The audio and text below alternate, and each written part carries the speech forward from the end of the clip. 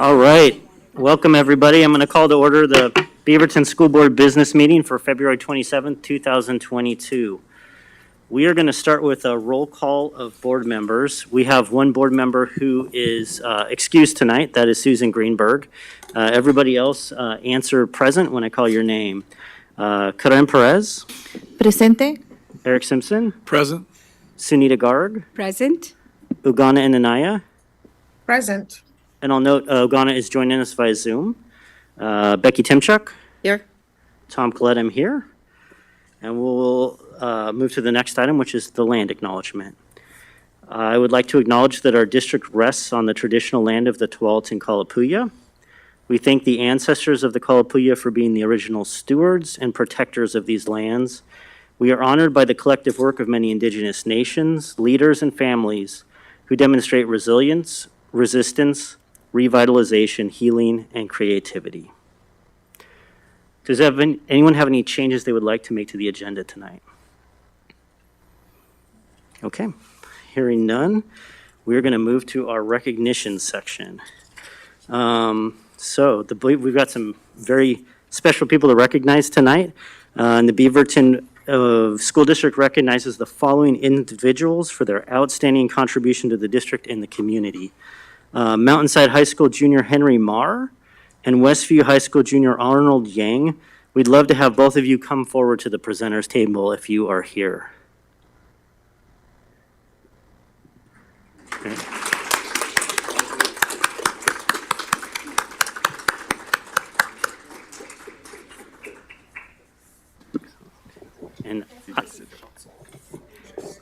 And I think we will start off with Henry Marr. I don't believe he's able to join us tonight. I'm going to get a couple more chairs.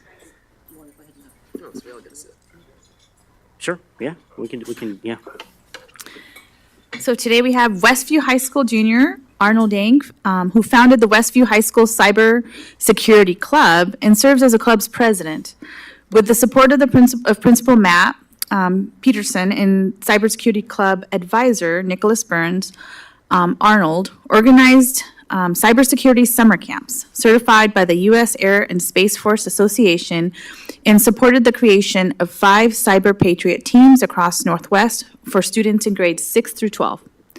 All 5 teams competed in the Cyber Patriot National Semifinals on January 21st, and Arnold's team, the Titan Turtles, won first place state award and are ranked number 1 in Oregon and number 8 in the global platinum tier nationwide. That's the top 0.2%. Additionally, Westview High School team Titan Tortoise won the 3rd place state award and is ranked number 2 in Oregon and 64 in the global platinum tier nationwide, which is the top 1.5%. 3 other teams are also ranked.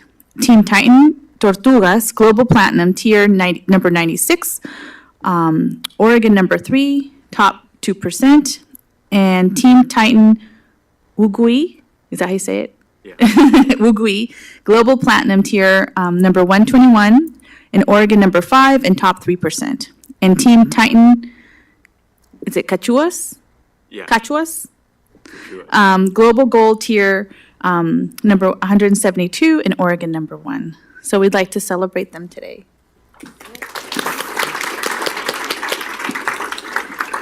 I think your microphone is on, so if you want to, I don't know if they want to say something quick. Yeah. Okay. Hello, everyone. Thank you for having us here. Like said, I'm Arnold Yang, the junior at Westview High School and the president of the Westview Cybersecurity Club and the team captain of the Titan Turtles team here. So first of all, I would like to thank our club advisor and AP Computer Science teacher, Mr. Bruns, who helped organize things and advised our Westview Cybersecurity Club. I would also like to thank our Westview High School principal, Mr. Peterson, for allowing us to run the Westview the clubs, teams, and camps under Westview High School. And I would also like to recognize all the teammates here with me today. So over here, we have Arthur, the Vice President of Linux Systems. Here we have Sean. He is the Vice President of Windows Systems. Here we have Kevin Du. He is the Vice President of Windows Server. We have Kevin Yu, the Vice President of Cisco Networking, and Michael Xu, the Chief Networking Officer and Vice President of the Westview Cybersecurity Club. So thank you all for your hard work, for your perseverance, for your team spirit, and with your effort, we were able to make it to where we are today. I'd also like to share a few stories about the Westview Cybersecurity Club and teams. So I started doing cybersecurity 3 years ago at a basic cybersecurity boot camp. And then in 2020, I joined my first Cyber Patriot team. That year, most of my teammates were all seniors, so they graduated thereafter. And in 2021, that's when I started the Cyber Patriot team and the Westview Cybersecurity Club. So throughout the cybersecurity journey, learning cybersecurity, I learned that the knowledge of cybersecurity is important for the community and all the citizens, because the world is very different today than it was like maybe 10, 20 years ago. We are more dependent than ever on our mobile devices, our phones, our computers, and the various platforms on them. So it is very important now to broaden the knowledge of cybersecurity in students, schools, and communities. So that's why in summer 2022, we started hosting the summer camps sponsored by the Air Force Association. We did this to recruit new members and solicit learning in cybersecurity. We also started hosting monthly cybersecurity seminars. So at the Veterinary Library Annex, and we have some flyers for the cyber camps and seminars. These seminars are completely free. They're held in hybrid format, so in Zoom or in person. You can go outside, we'll have them left outside so you can go check them out. Basically at the seminars, we'll talk about first a few current events. Like yesterday we held our most recent seminar, so we talked about the recent Iranian state TV hack, and also some Microsoft Exchange servers being exploited for crypto mining. And we also talked about a few other current events. And generally at these seminars, we also talk about a lot of foundational knowledge for cybersecurity. So how to harden and configure your systems to defend against basic threats, and also what to do when you receive suspicious messages or texts, and what to do if your device is infected or if you think your device is infected. Moving forward, we will continue to host the Cyber Camp this summer. Like I said earlier, we'll host it in July and August. I was talking to Mr. Peterson about it, and he said that we might need to talk with you guys about hosting the Cyber Camp with the facilities at Westview High School, and maybe we need to apply some charges to use it. So we'll be ready for some offline communication about it over the next few months. So other than that, we plan to continue to host the club and tournaments and continue to try and educate the greater community about cybersecurity. So we thank you all for your attention tonight, and we have a team slogan. So 3, 2, 1. We are a team. Write history, leave a legend, go Titan Turtles. Thank you all.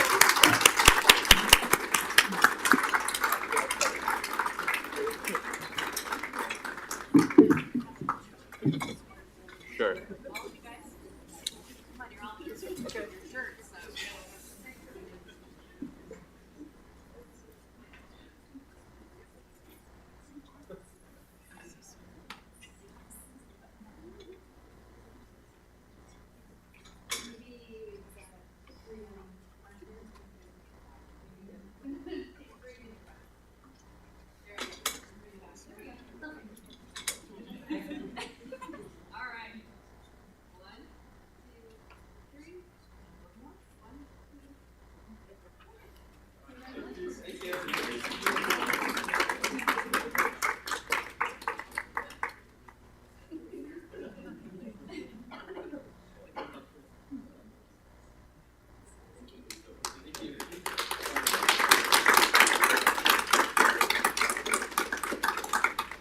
I think Becky's got our next recognition. Yeah, sorry that Henry can't be here tonight to recognize him for the Oregon Music Education Association, OMEA, State Composition Contest. Mountainside High School junior Henry Marr won the high school category of the 2023 Oregon Music Education Association State Composition Contest with his piece, Just Another Day. And if you haven't had a chance, the communications team has done a wonderful video on Henry and the work that he's done. It's very, very inspiring to see. The purpose of the competition is to promote music literacy, music theory, and music composition for students at the elementary, middle, and high school levels. Congratulations, Henry, and we'll pass on our good wishes and how proud we are of you.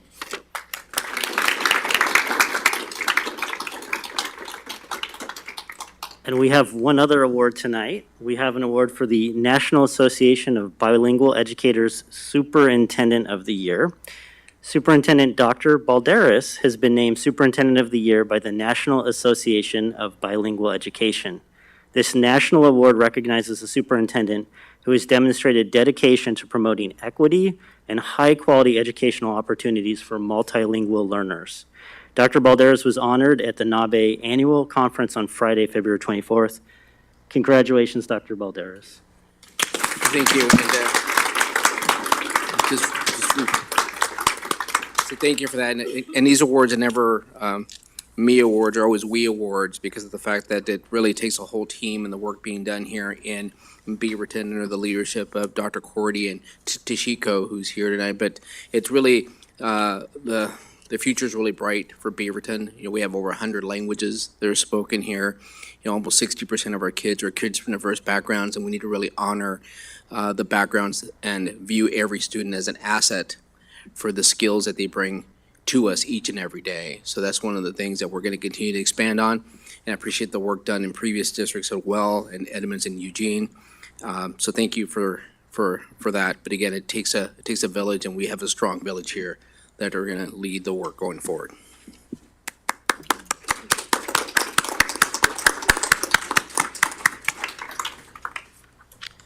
All right. Next up, we have the superintendent's report. So I'll hand it back to Dr. Balderas.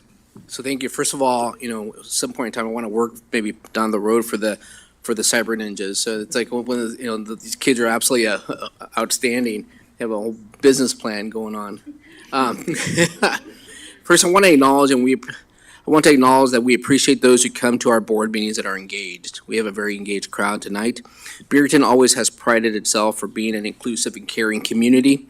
These board meetings are no different. The expectations are the same as within our school walls, that we can agree to disagree in a civil manner, and that we treat each other with respect. We are inclusive of all and promote healthy dialogue whenever possible. Our goal is to always be civil to each other and respectful for each other's opinion. I think that's something that we always try. I always say, just act the way the way you were taught in kindergarten, right? Like, say something positive or don't say anything at all, and kind of keep your hands to yourself. So it's kind of it's pretty simple, really. Our goal is to always be civil again, and I hope that we can continue to do so in this forum.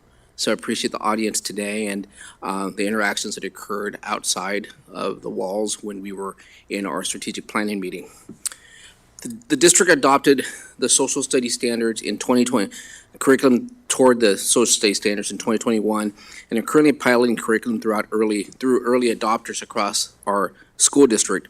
We will vet the curriculum with the community and expect to continue to move forward with the full adoption, and expect all classrooms to utilize the curriculum beginning the 23-24 school year.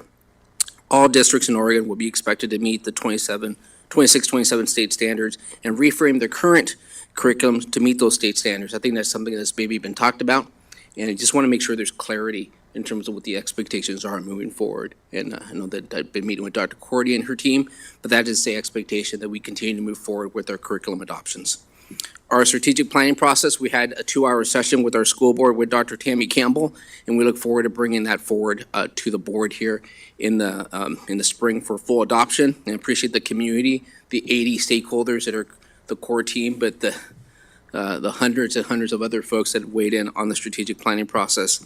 And lastly, I want to congratulate the Westview wrestling team for their 3rd place finish at the state wrestling tournament this weekend. I know it was tough weather and it was a little dicey there Thursday and Friday getting the kids ready for Saturday. But I really want to thank the coaches, the athletes, and the parents. I know that when you get to the state wrestling tournament, this is something that kids, anytime you get to that level, these kids have been wrestling since little guy wrestling, since they were really tiny tykes.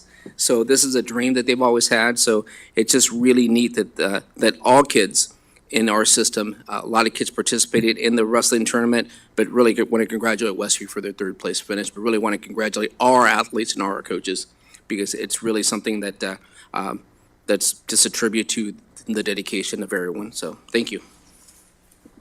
Thank you, Dr. Balderas.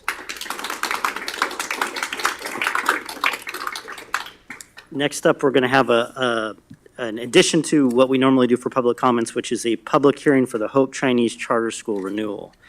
And I'm just going to read the information about giving public comments, and then we will have, I believe, we have 3 speakers, but we have room for 10 speakers. So I don't know if anybody, okay, we have 3 speakers for our Hope Chinese public hearing. So we're going to start the public hearing for Hope Chinese.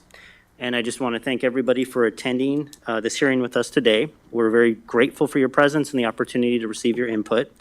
One of our district's greatest strengths is community involvement, as we know your involvement comes from a place of caring for our students, families, communities, and staff. Please note that board members do not respond directly to testimony, but we are paying close attention to your comments. We know it can be difficult to testify in public, but we are sincerely interested in hearing your comments and concerns.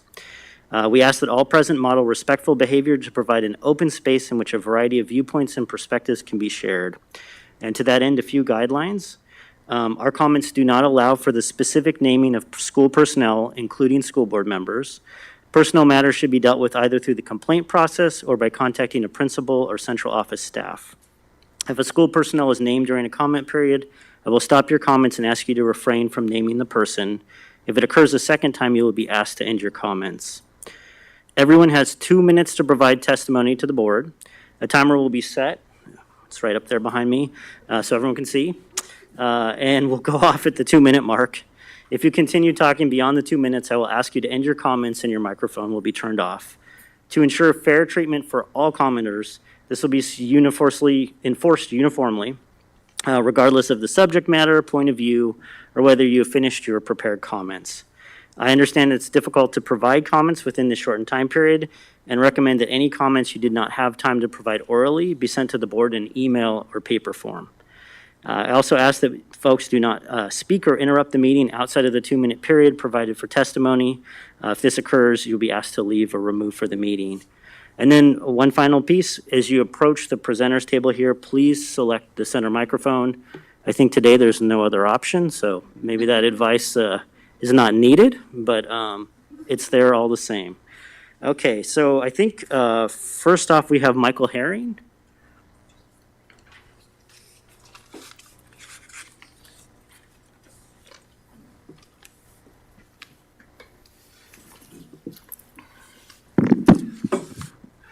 Good evening. I'm not Michael Herring. I'm Kevin Olds. I'm the school principal at Hope Chinese Charter School. I was actually thought I had 5 minutes, and then my team back here is ready to go for the other 20-minute session. So let me just say, at least that's what the agenda said. So I want to say thank you for the opportunity. Superintendent Balderas, Beaverton administration team, school board members, teachers, classified staff, and community members. My team and I appreciate your time this evening. My goal tonight is for you to learn the story of hope from our stakeholders. We are Hope Chinese Charter School. Principal Olds? Yes. I apologize for interrupting you, but there will be a later time during our action items where you'll come up and present. So this is an open hearing for people to provide comments. I am confused. That's okay. It's my fault. I can go sit down. It'll give you a little more time later so Okay. that you can get your full comments in. Well, I practiced the first part. It's okay. Thank you very much. I don't have an agenda in front of me. My whole staff is on video watching. Okay. You did an excellent introduction, and we look forward to hearing more from you later on the agenda. And then we have, next up, we have Tia Ping. I'm Michael Herring. Oh, you're Michael Herring. Okay, okay. Real Michael Harris. I'm the real Michael Okay. Herring, so. Thank you, Michael. There we go. Thank you again for having us. I'm actually the chair of the Hope Chinese Charter School Board. I'm a longtime Intel employee and a parent of 2 students currently enrolled at Hope. The members of the Hope community are a very proud community and very proud of the school that we've created, how it's grown, matured, and our academic excellence and what the future holds for their students and program. First, I'd like to thank BSD, the school board, the administration for the great support and partnership with Hope. We really look forward to hopefully growing that partnership and to be a key component of any future dual language pathway efforts in the district. The staff at Hope is hardworking, caring, committed, and always go above and beyond to support the students. The families do the same thing through their volunteering nature.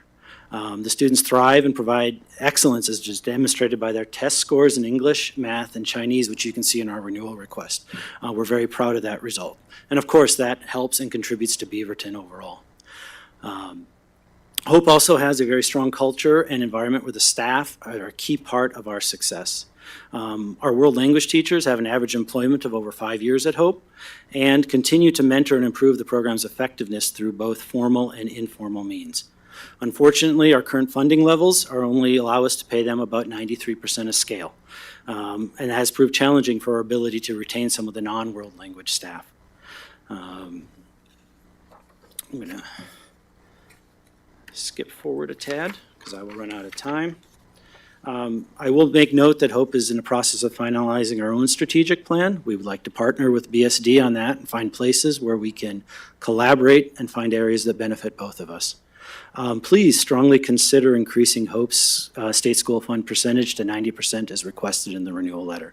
This will allow us to continue to grow a strong program, position our school to continue to be a strong part of the Beaverton School District. Thank you for your time and consideration. Thank you, Michael. All right. Next up, we have Tia Ping. A little bit flustered. We're out of order. Okay. All right. Good evening, board members. My name is Tia Ping. I know I've interacted with a lot of you in my elected position, but today I come before you as a parent of 2 wonderful kiddos who attend Hope Chinese Charter School. I'm here tonight to ask that you approve the charter sponsorship renewal and continue to support Hope Chinese Charter School. This year is our family's 5th year at Hope, and I can honestly say our kids are flourishing and we feel lucky every day to have access to a school like Hope.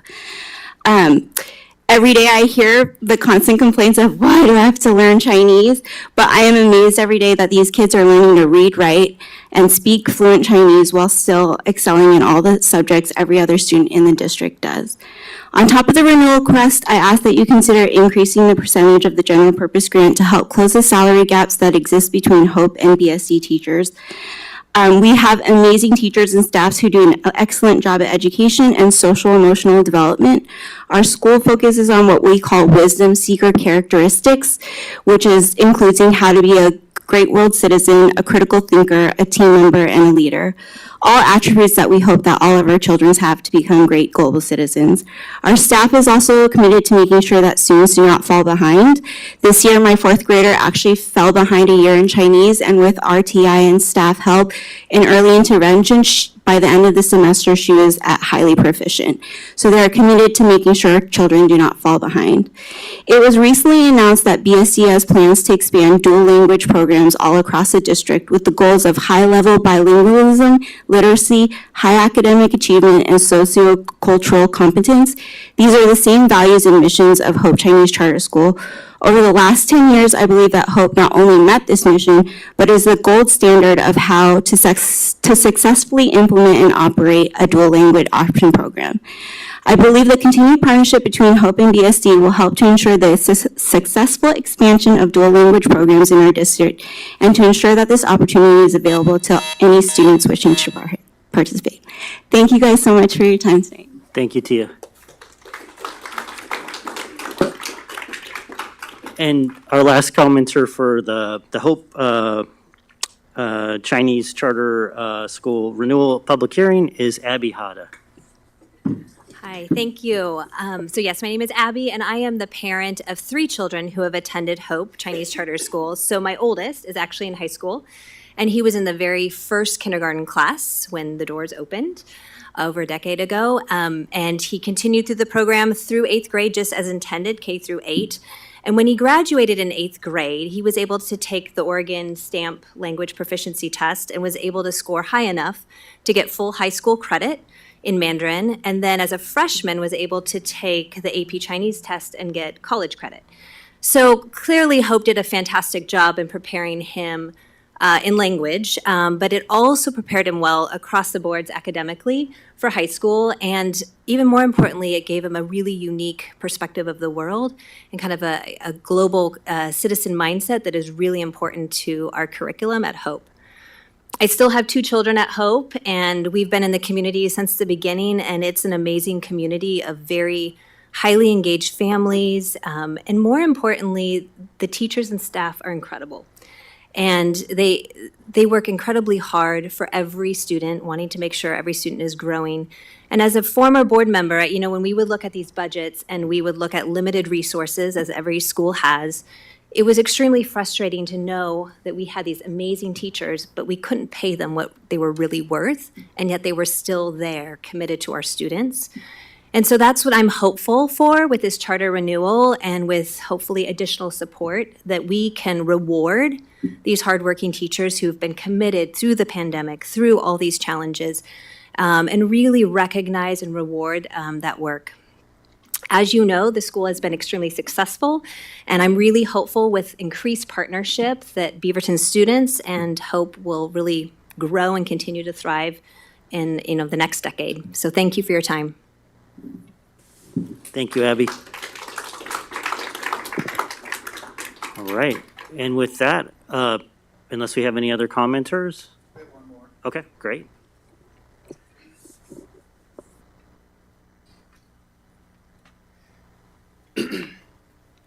Hi, thank you for your time. My name is David Walton, and I have 2 children that attend Hope Chinese. They're a first grader and a third grader. And when I think about the things that I value at Hope, that I find special about Hope, it really comes down to 3 things: the academics, the diversity, and the family atmosphere. I think the academics speak for themselves. The test scores are easy to see. Kids at Hope thrive academically. I think the things that don't show up on the reports are just the passion and the care, the extra mile that every teacher goes to connect with the kids there. It's I've seen it firsthand. Both my kids are absolutely thriving there. Second is the diversity. The cultural diversity at Hope is incredible to see when you're in the classrooms. I think it's something that I'm so thankful for every day, that my kids get to grow up in a diverse school. I think the thing that doesn't get talked about probably enough is the socioeconomic diversity as well. When Hope pulls from across all of Beaverton and not just a local neighborhood to support one school, you get a lot of socioeconomic diversity to complement the cultural diversity, which I think is just absolutely an added bonus. Additionally, we all know that Hope doesn't get the same level as funding, and because of that, the parents, the families are really asked to contribute both their time, their energy, their money to bridging that gap. And what you get with that is a group of families that are opting into a different educational experience for their kids, and you're getting a parent population that is probably on average more actively engaged than in a normal school. And you can feel that when you go to Hope, and when you interact with the other families at Hope, they're incredibly engaged, and it creates a absolutely amazing environment there. Thank you. Thank you.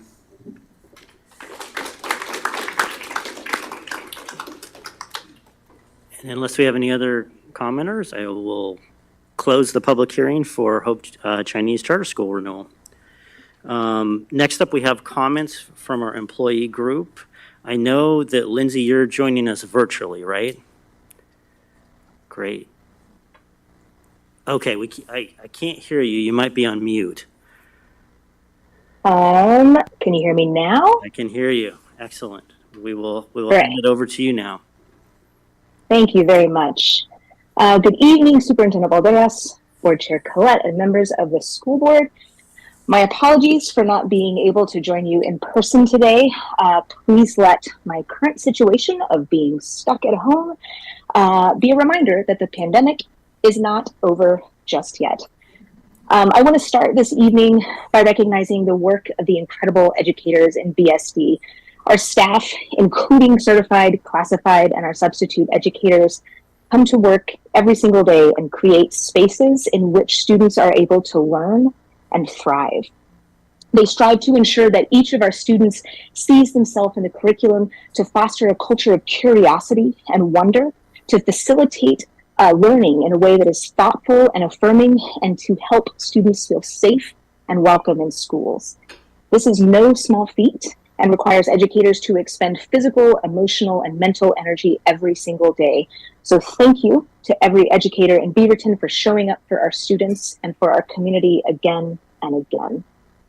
Well, we are excited to hear that Governor Kotek has proposed a budget for the state school fund that is higher than what we anticipated. We know that those numbers are still woefully short of what they need to be in order to maintain the level of support that we are currently providing for students. The board talked a lot during the work session earlier about the importance of funding to accomplish the goals of the district, and I appreciate y'all looking purposefully toward the schools our students deserve as you advocate for those resources. As we push for adequate funding, I hope that we all recognize that we are still emerging from the trauma of the last 3 years. As a result of that trauma and a constant lack of resources, we are seeing students who are dysregulated for a variety of reasons, who can't access their education due to lack of supports, and staff who are burning out trying to effectively serve all their students with what they have available to them. It is vital for the state and the district to provide resources to both students and staff to ensure success for every child that walks through the door of a Beaverton school. And finally, I was heartened to hear the board discussion earlier about the strategic plan and questions put forth about supporting educators, about community collaboration, and about serving our most vulnerable populations. I want to emphasize that the work of education is done best when we work collaboratively to identify what is best for students. And I hope that as district leaders move forward with a strategic plan, you continue to rely on the input and feedback of our students, staff, families, and community members. Thank you very much. Thank you, Lindsay.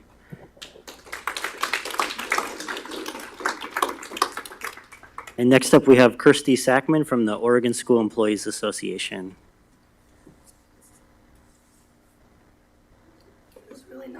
Feels really nice to not have to crutch up here. Good evening. Good evening, Chair Collette, Superintendent Balderas, and members of the board. I would like to start off with saying thank you to my OSCA, AFT, and classified siblings for coming out tonight in support of our Beaverton School District. Thank you to our board members, our BSD management, administrators, staff, and community members for the continued support of our community in the idea of inclusion and equity. It's something that is so intricate into our district that to me it seems like that's just every day. It's what it seems like to me it should be. Shouldn't be a question. But here we in Beaverton are a very large and diverse community. I feel very lucky and privileged to live in this community, work in this community, and feel accepted in this community. But that's not the way it is for everyone. And it wasn't always the way for me, myself. But we've continued to work on all the ways that we may not always agree on our opinions, our ideas, our political beliefs, whatever it may be. But we can agree that in BSD, this is our community, and we are a safe space for everyone, for all the ideas, and we are here to accept and teach what we may not know yet. Sorry, guys. I appreciate the changes that we have made in our district to continue to grow and learn, and all the ways that we will continue to do so with new members of our school board, new members in our administrative offices, in our school buildings, and everywhere in between. Sorry guys, it's been a long day. I appreciate that everyone in this room is here because we care about our community, because we care about our students, we care about our families, and we care about the people that we are creating and the people that we already are and how we're growing. I'm a proud classified staff, and I'm proud because I work here in Beaverton School District alongside of staff that work tirelessly with their body, their mind, their emotions. And I couldn't imagine working anywhere else. I just gonna keep it short tonight and just say thank you to BSD for all of the encouragement, all the ways that you take a stand, and all the ways that we will continue to grow, because we grow better when we grow together and we stand together. Thank you.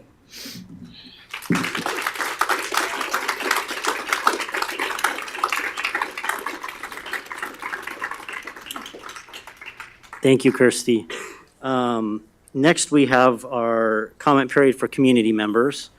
And I want to first start by noting that we've received 85 written public comments. Board members appreciate your comments and thank each and every one of you for taking the time to share your thoughts with us. Thank you for attending the school board meeting with us today. We are grateful for everybody's presence and the opportunity to receive input. One of our district's greatest strengths is community involvement. As we know, involvement comes from a place of caring for students, families, community, and staff. During the public comment period, board members do not respond directly to testimony, but we are paying close attention to your comments. We know it can be difficult to testify in public, but we are sincerely interested in hearing your comments and concerns. We ask that all present model respectful behavior to provide an open space in which a variety of viewpoints and perspectives can be shared. A few guidelines. Our comments do not allow for the specific naming of school personnel, including school board members. Personnel matters should be dealt with either through the complaint process or by contacting a principal or central office staff. If a school personnel is named during a comment period, I will stop your comments and ask you to refrain from naming the person. If it occurs a second time, you will be asked to end your comments. Everyone has 2 minutes to provide testimony to the board. A timer will be set and will go off at the 2-minute mark. If you continue talking beyond the 2 minutes, I will ask you to end your comments and your microphone will be turned off. To ensure fair treatment for all commenters, this will be enforced uniformly, regardless of subject matter, point of view, or whether you finished your prepared comments. I understand it can be difficult to provide comments within this shortened time period and recommend that any comments you did not have time to provide orally be sent to the board in email or paper form. Please do not speak or interrupt the meeting outside of the 2-minute period provided for your testimony. If this occurs, you will be asked to leave or remove from the meeting. As you approach the presenters table, please select the center microphone, which we all know is the only microphone tonight. Okay, so thank you everybody for joining us. We have some folks who are going to join us virtually. We have 10 comment slots tonight, but we'll be starting with folks who are joining us virtually. And I think the first person is Eli. Eli, are you there on Zoom? You want to do in person? Okay. Okay, we're going to switch it up. We'll start with in person. So, that being the case, I think the first person is Yoko Miwa.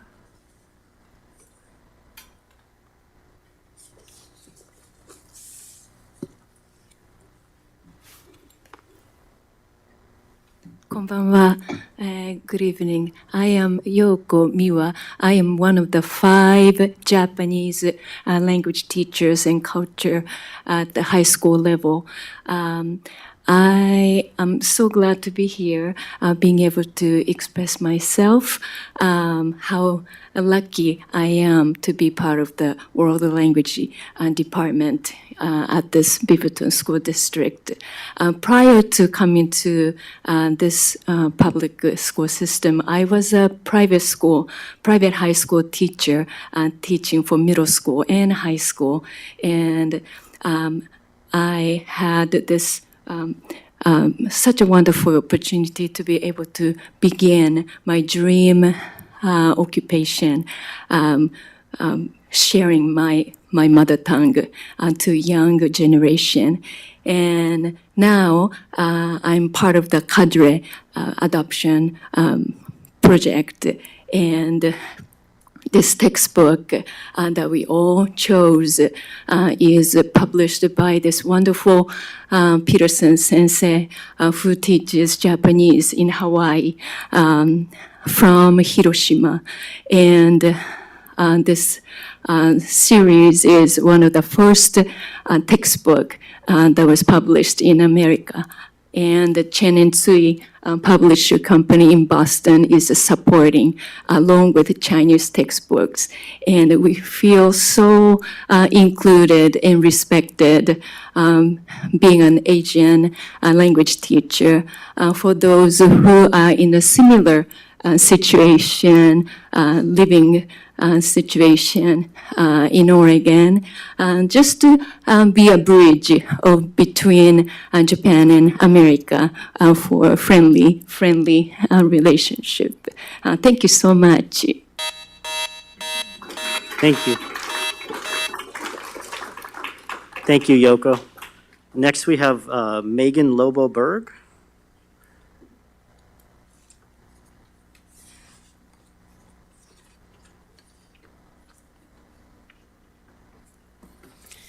Good evening. My name is Megan Lobo-Berg. I've been teaching in the Beaverton School District for 15 years. I've asked to speak this evening to thank the board for continued support for the new Social Studies and Ethnic Studies curriculum adoption. I am grateful to the state of that the state of Oregon adopted new standards in 2021 and that our district is implementing them. As stated on Oregon.gov, the 2021 Social Studies standards will help us create a safe and inclusive learning environment for all students to study and discuss issues of discrimination, equity, racism, and prejudice. And I know that this is important work. When I started teaching in Beaverton, I taught wonderful and brilliant elementary students who were becoming thoughtful and caring young people. They were curious about themselves, their peers, the community, and the world around them. I have always sought to make my classroom a welcoming and safe environment for my students. I have supported many elementary students who were picked on by their peers. They were made to feel less than because of their mannerisms, their way of speaking, their race, their economic status, their preferred activities, who they were or weren't friends with, for being who they wished to be. We might describe these behaviors as bullying, racism, classism, sexism, homophobia. The predictable targeting of certain students is closely related to biases and inequities that exist in our world. As a teacher in 2019, just as in 2007, there was little guidance to help me teach my students and to address their misconceptions and misunderstandings. Now there is guidance. When I started in the district, the instructional resources I had for teaching Oregon history did not include enough about Indigenous people. And when they did, the curriculum covered very little about resilience, identity, and the presence of Indigenous people in the world today. In our district, we have 57% students of color and at least 97 languages spoken. I am grateful to be a member of this diverse community. It is all of our responsibility to ensure that our students feel welcome in our schools and that we continue to improve our curriculum. Thank you.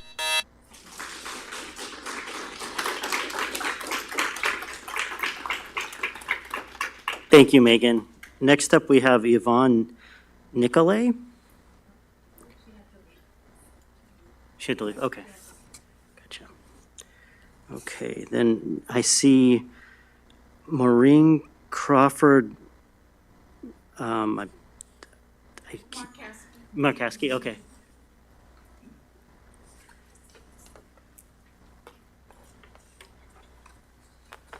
So my name is Maureen Crawford Markowski. I am here today representing OSEA Chapter 101 at the Northwest Regional ESD. And the reason why I'm really here is to share with you that we are here in support of the Beaverton School District Classified Union for OSEA. This team of people bring so much to the table for you every day, for our students, for all of our staff. Oh goodness, all right, louder? Okay, I don't know if you want louder, I get a little passionate, but anyway, so what I really wanted to make sure that you are aware of is that you have dedicated people that is shining bright to the rest of us that are the sister OSEAs. Beaverton School District, you have a huge responsibility in front of you to make it right. And you only get one chance. You don't get to do do-overs, right? Because the life of a student, you get a student for only a little bit of time, and then you have to pass them on to the next person. So all I'm asking all of you, as you make decisions that affect our children and affect our future, is to ask yourself, the people that put all of us in this room today, the ancestors, your ancestors, my ancestors, and all of us here, what did they do? They held the line for all of us, right? And they did so much to move their children into today. So the decisions that you make at the table here in this space affect the future. So all I'm saying is, it is a blessing that you all have this opportunity to make those choices. And I bring to you from the Northwest Regional ESD blessings of aloha and peace to all of you for our future. Thank you. Thank you.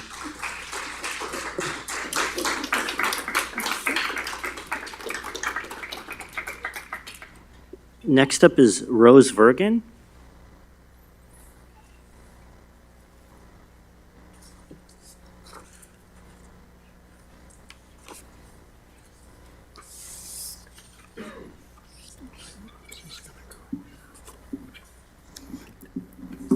Hi, my name is Rose Virgen. I'm a bus driver, and before that, I was working at Meadow Park.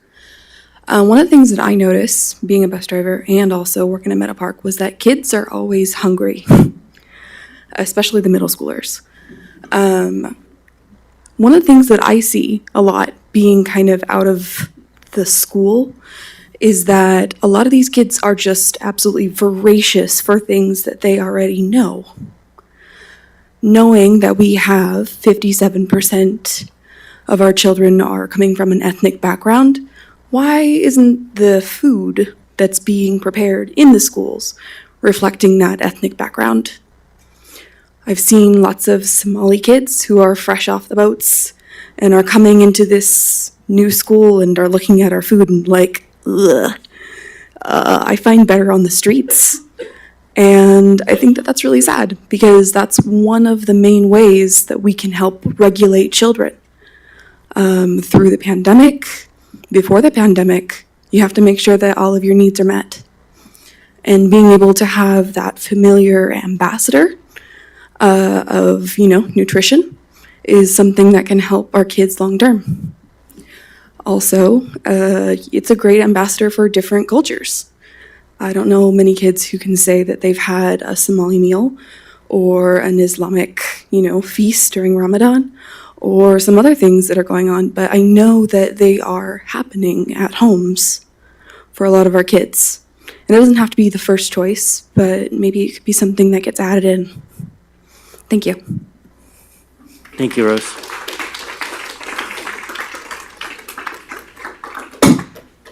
Next, we have Becca Best.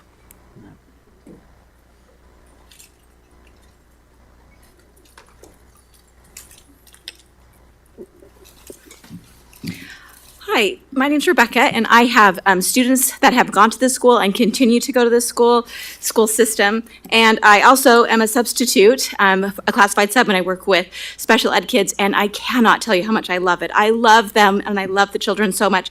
But because I love them, that is one of the reasons I'm here. I am so grateful that our superintendent has got an award for equity and bilingualism and all those things, but there's so many children in our district who are very vulnerable, who need that attention as well. We need to allocate money that to the schools that have students that aren't as successful. On our wall, it says we empower all students to achieve post-high school success, but that doesn't mean that we give them the equal opportunity. It means we find a way for them to have equal outcome, and that includes putting our money where our words are. So can we please give money to the schools that don't qualify for Title I, but still have a great deal of need. Right now, we have TOSAs, we have the academic advisors, I'm not sure what the exact words are, and the SEL coaches, and those people need to be permanent, need to be there so that our teachers can focus on teaching the students as they need.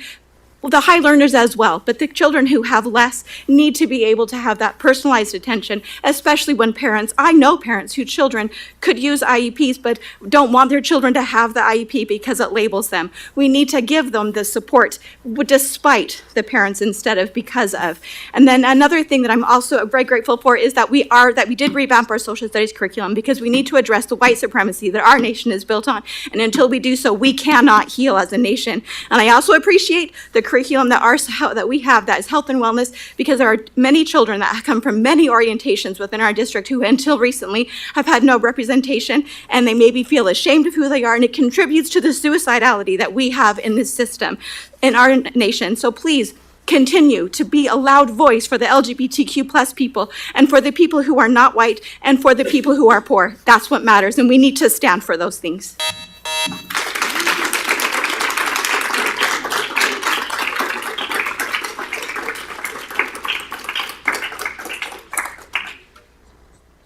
Thank you, Rebecca. Next up, we have Jennifer Rockcliffe.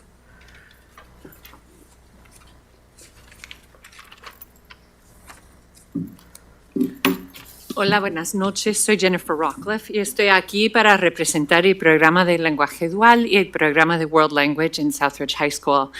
Good evening. My name is Jennifer Rockcliffe, and I'm here representing the dual language and world language programs at Southridge High School. I'm also a Beaverton resident and a parent of 2 Sunset graduates. For many years, our World Language Department has been struggling to provide rich and culturally appropriate content in the target language because the audiovisual materials in our current curriculum are woefully out of date and incompatible with students' Chromebooks and our classroom technology. After participating in the pilot process this fall, I'm confident that the Vista World Language materials that we are recommending to you tonight offer the most comprehensive, accessible, and engaging resources to support our students in school and at home as they develop both functional communicative skills and cultural competency in our target languages. In addition, Vista's Galeria texts for heritage speakers will offer language supports for our dual language students that cannot be provided through a simple adaptation of English language arts curriculum. My colleagues and I are ready to move forward and begin teaching with the high-quality instructional materials that all of our students deserve, and we urge you to approve the adoption recommendation. Thank you so much for your time. Thank you. Next, we have Emily Grant Molina.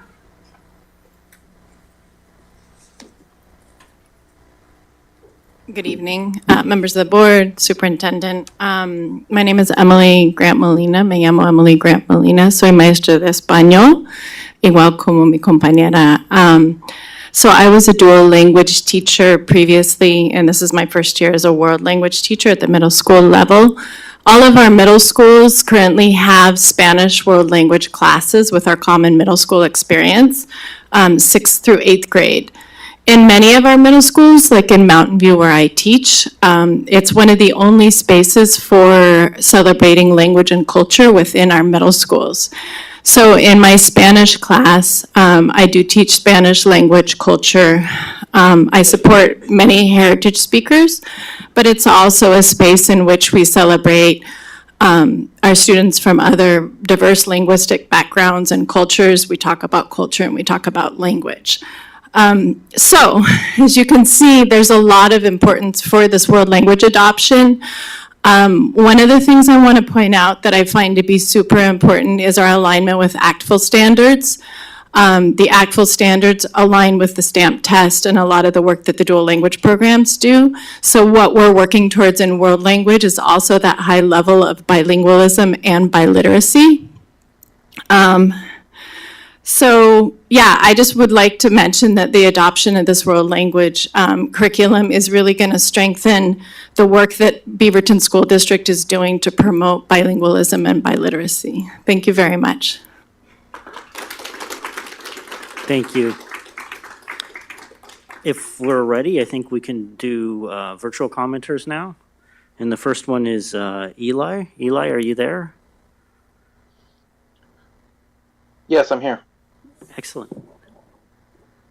All right, let me know when you're ready for me.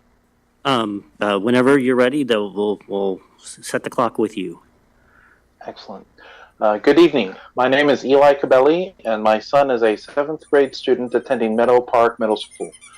I want to thank the board for supporting the common middle school experience, giving kids access to 2 daily electives. These electives are helping my son tremendously. He was having significant challenges with reading, writing, spelling, and completing assignments over the past few years. Testing resulted in the diagnosis of auditory processing disorder. As you can imagine, any hearing disorder is awful for learning how to read and write. In 5th grade, he was unable to complete writing assignments with his peers and couldn't even write his own name. Since his diagnosis and with much focused work, he is caught up in all subject areas. Upon entering middle school, I was excited for him to take electives that would help him grow as a person and branch out, giving him more reasons to learn. With my own music background, I was ecstatic when he decided to try band and play clarinet.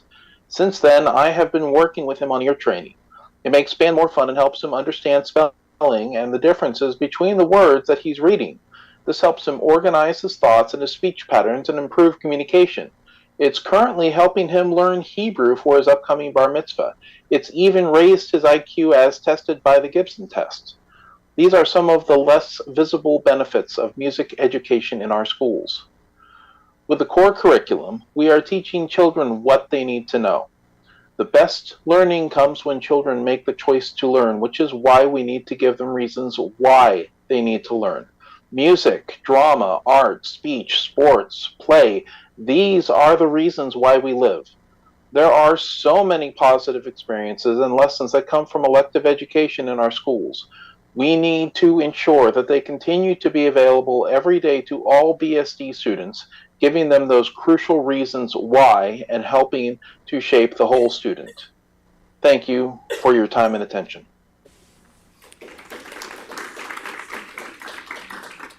Thank you, Eli. Next, we have Brian Gardner.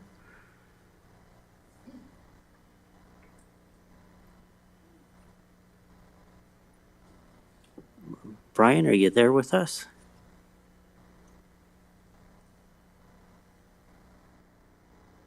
Yes, I'm here, but my video stopped. Okay. I can't restart it because the host stopped it. I think they're working on it right now. Okay.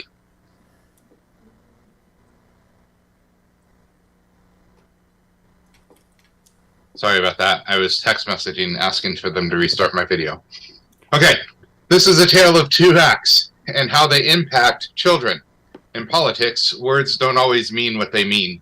IDEA stands for Individuals with Disabilities Education Act, and a logical conclusion would be that it covers the educational needs of individuals with disabilities. But it does not in all cases. In order to be covered, a child must have a differential outcome. This doesn't cover children who are smart enough to keep up, but do so at great cost to themselves emotionally. These kids have what's called invisible needs that include but are not limited to ADHD, autism, PTSD, etc.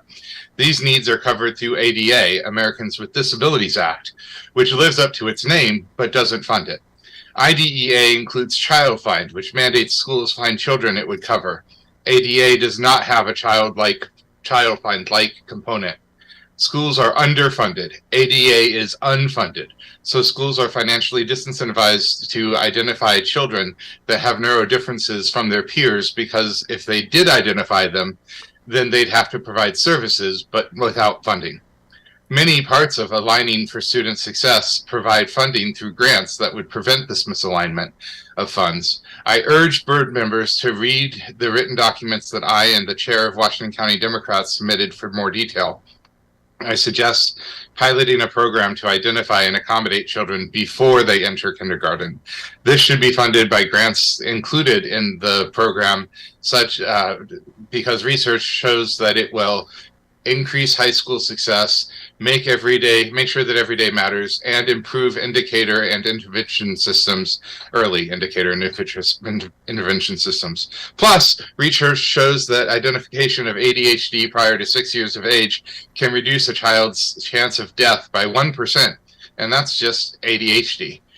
Thank you for your time, and I do want to add that my daughter was at Hope where she was mistreated and given ADHD, and I do hope that the board includes in any funding that they give to Hope.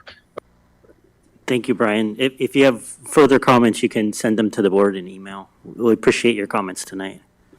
Next, we have Lori Perkins.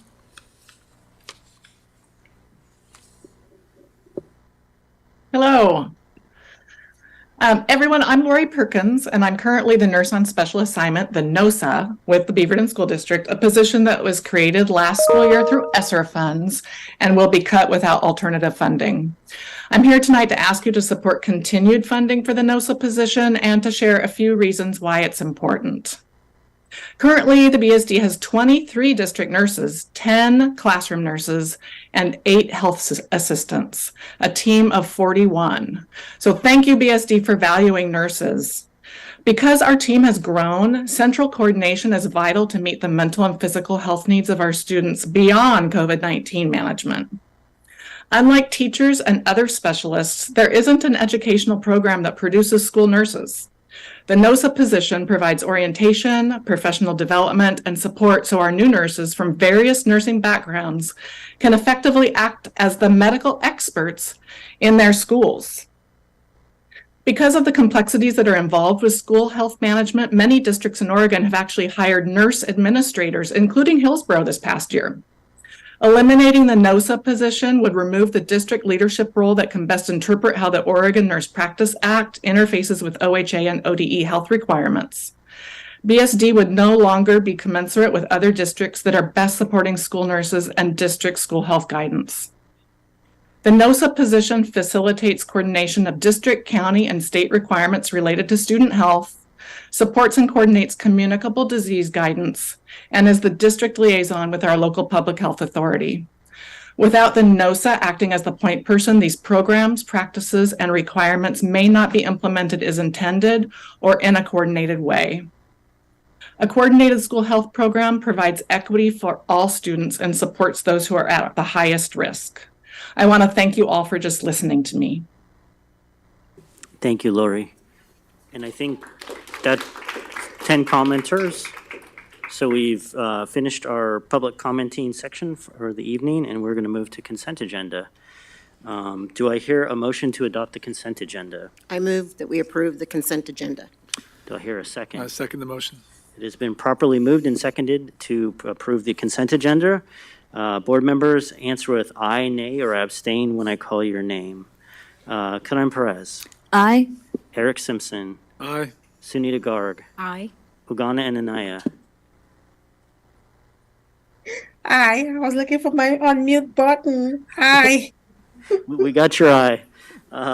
Becky Timchuk. Aye.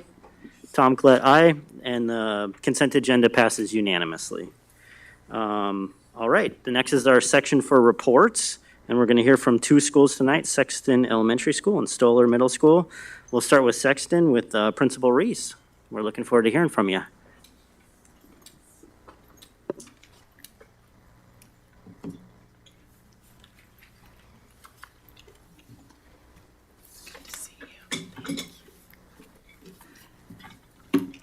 All right, I like the new setup. Hello, everyone. Thank you for having us tonight. And I'd like to introduce Cherie Reese. She is the principal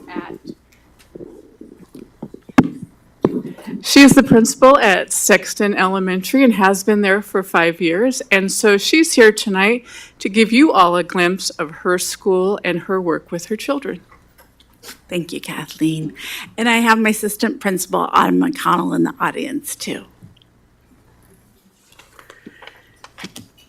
One of my favorite things to talk about is Sexton Mountain, so I appreciate the opportunity to do so tonight. When people ask me about what is special about Sexton Mountain, those 3 things continually come up: our students, our staff, our community. These relationships are at the heart and core of what we do every day. Our students are amazing. They have curiosity, joy, creativity. We're really focused on the inquiry cycle, and they astound us every day with what they can do and what they bring from their life experiences. Our staff, collaboration. This is a picture from one of our PD days. They continually collaborate, look at student data, work together. We created an additional collaboration period that happens once a month, where we get together and we look at very specific data for our school. And our BH&W team goes into classrooms for a whole grade level, and they teach a lesson, really focusing on real people who make a difference in the community, and some of the attributes around our social emotional. So those lessons are happening while teachers are meeting with me and the academic coach, and looking at ways we can improve. Our community is our third component. During the pandemic, we had our littlest children on the screen because that was our only choice and our only way to have a platform for learning. And so as we were coming back, it was a huge concern to have a technology period where they just went and played games and coded. And so we talked to our community, we got some grants, and we created a makerspace in place of that. And it was really from our PTC and Nike and other grants we were able to secure, and a district hosted to help us. Kids are now making circuits with Play-Doh and coding bracelets, and we have a 3D printer, and this picture is their programming Ozobots. And so just this whole inquiry cycle and engineering has been opened up to them with support from our community. Next slide. What we're working on. We have two major areas where we are really, really focused on. And the first one is our reading achievement. It's at the core of what we do in elementary school. And again, moving away from screens to paper books, to lots of varied texts and different fiction and nonfiction, kids having individual goals and knowing their progress over time. Is something our teachers have really, really focused on this year, and we've done a lot of work around. The other piece is our social emotional learning. This is a group of kindergartners, and they're building a tower, which seems like play, but actually is a lot of social emotional and pro-social skills of communication and collaboration and regulation. Being able to advocate for yourself and your needs, and being able to have empathy for others. And that goes from kindergarten all the way through 5th grade of how we teach those skills embedded, but also we've done a soft start. So our students come in at 8:15 and they have 15 minutes in their classroom to get settled, play a game, talk to their friends, and just start their day in a very calm way. We've also implemented kindness in the classroom, as well as using our coach to do zones and really identifying how you're feeling, what zone you're in, and then what you need to do to be in that best learning zone. This is our data. There's nothing terribly unusual about it. We're a mid-sized school. I think our data really reflects kind of where the district's at when we're looking at our levels of diversity. Yeah. I don't have a lot to say about that slide. Questions you have for me? Questions from the board? Becky? Good to see you, Cherie.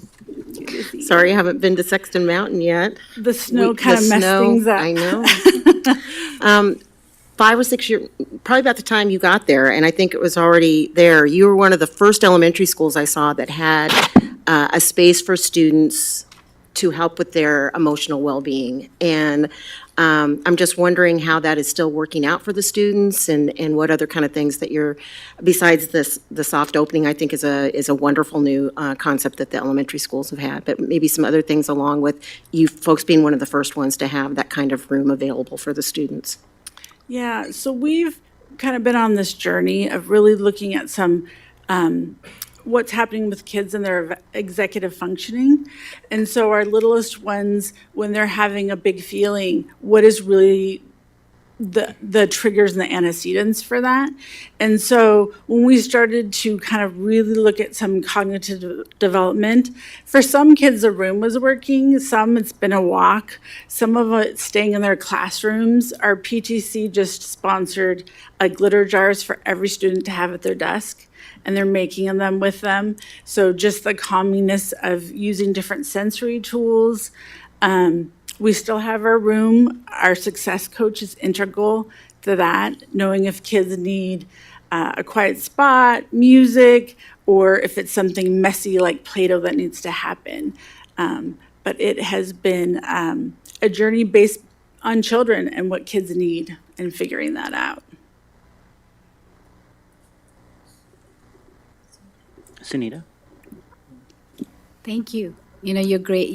What you're doing is showing, because you guys are doing better than the state, the district. Your schools the kids are performing really well, and it shows. So I'd like to know a little bit more about, how you went about getting that maker space, because you got the community involved, and that piece I think we need to use for other schools too, how we can use that. Can you talk a little bit about it, how you got the community involved and made that happen for the kids? Yeah, and it's really still an ongoing process. Every month in our newsletter, I put out to families, hey, do you have some Play-Doh hanging around, toilet paper tubes, and those kinds of things. But we really started with a space was really important. Makerspace is very messy. There's a lot of equipment and supplies. And so then we took our technology teacher and sent her out to look at some different models that were already happening in the district, and then worked with the district HOSA to figure out who might be willing to sponsor some grants. So we got a BEF grant, and then we got one from Nike, as well as asking our parents. They did a fundraising 1 month for supplies and a 3D printer too. So just trying to use a variety of things that were already going well too on the internet and pulling some of those resources. Yeah. Karen? Hi, good evening. I had a wondering around your students with disabilities. Like, can you tell me a little bit about how you're supporting them in your school and integrating them in the different program or classrooms? That's a great question. We also have 3 self-contained programs, SRCs at Sexton Mountain. So those are kids primarily with autism. So one of the things that is super important is the collaboration around like our reading goals and the tools we're using. Even though special education has some of their own curriculum, we need to have that consistency amongst the school. And really helping kids know the small steps to meet that next level. So if their reading level is here, what are all the skills they need to get to the next level? And so making sure that our ESL teacher is working on the same goal. Our special education teacher is working on the same goal. Our intervention, all our teachers are doing their own interventions, and our paras come in and confer with kids on their goals. And so if we're all working on that same couple little mini steps, we get to the next step much quicker instead of trying to spread out those goals. So we try and do a lot of collaboration around that. This year we're using fluency kits the district provided in our classrooms for math fluency, as well as in our special education program. And we're already seeing great results when the classroom is using those same tools as our resource room. The kids are picking up those skills much faster. So it's a lot about collaboration and communication and common goals. Other questions from the board? Oh, Ugana? Hello, Miss Reese. Thank you. Thank you very much for your report. I love the way that you are using social emotional learning and what you're doing with that and the improvement and everything that you're doing with the kids. I love that. And I was gonna ask about the reading achievements, but I think you got that covered. I'm good on that. But my main question is on I usually look out for the participation rates. While every other data is important, but I specifically always look at that. And I see here that you don't have any record for 2021-22 students reporting that at least one adult cares about them. It says not applicable. I'm just curious about that. Why is there no data there? I think it's because there's not enough kids respond to the survey. So usually when that survey happens, it happens in technology class so that all the kids have access to that survey. So anywhere it says not applicable, I think there just wasn't a large enough amount of kids that took the survey. Okay. I also see that this is interesting. You had teachers, staff reporting they contribute to school decision making. 18-19 was 100%. Is that accurate? I've never seen 100% before. I'm just wondering about that. Well, we're going for 100% again this year. So I think it's, I don't know since I wasn't a part of that survey and bringing it back in, but I will say this year more than ever, I think during the pandemic, one of the things that we really focused on was, when things get hard, we turn to our team and to each other. And I just have an amazing staff, from my front office staff to everyone who works in my building. And when I think we look to each other to solve the problems, there's nothing we can't do. And so teacher efficacy is really important to me as well as student efficacy. Right. That looks really good, and I hope that we can get back to 100% because it's currently 73%. And well, that's a stretch, but I just hope that at some point it goes back up. Me too. Yeah. Other than that,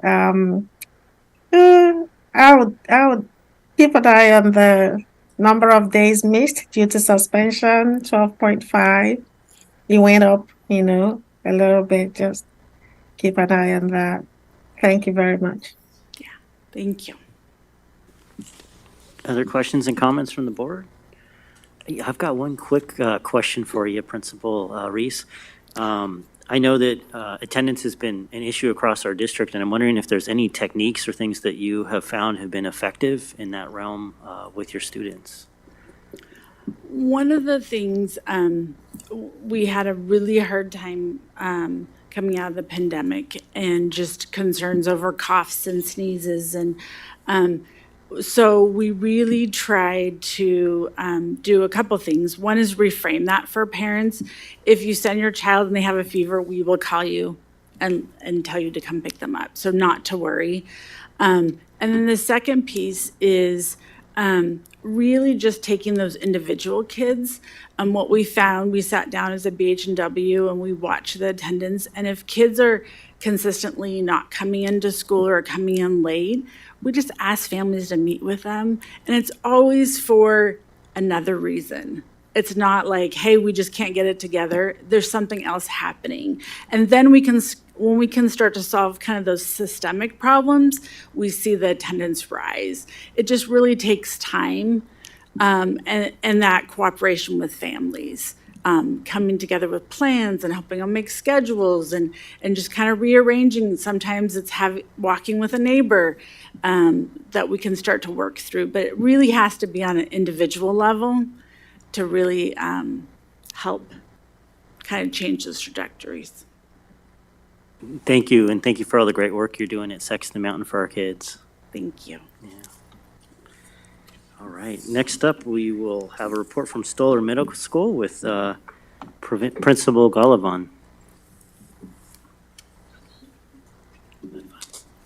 Galvan. My apologies. Galvan. Hi, how are you?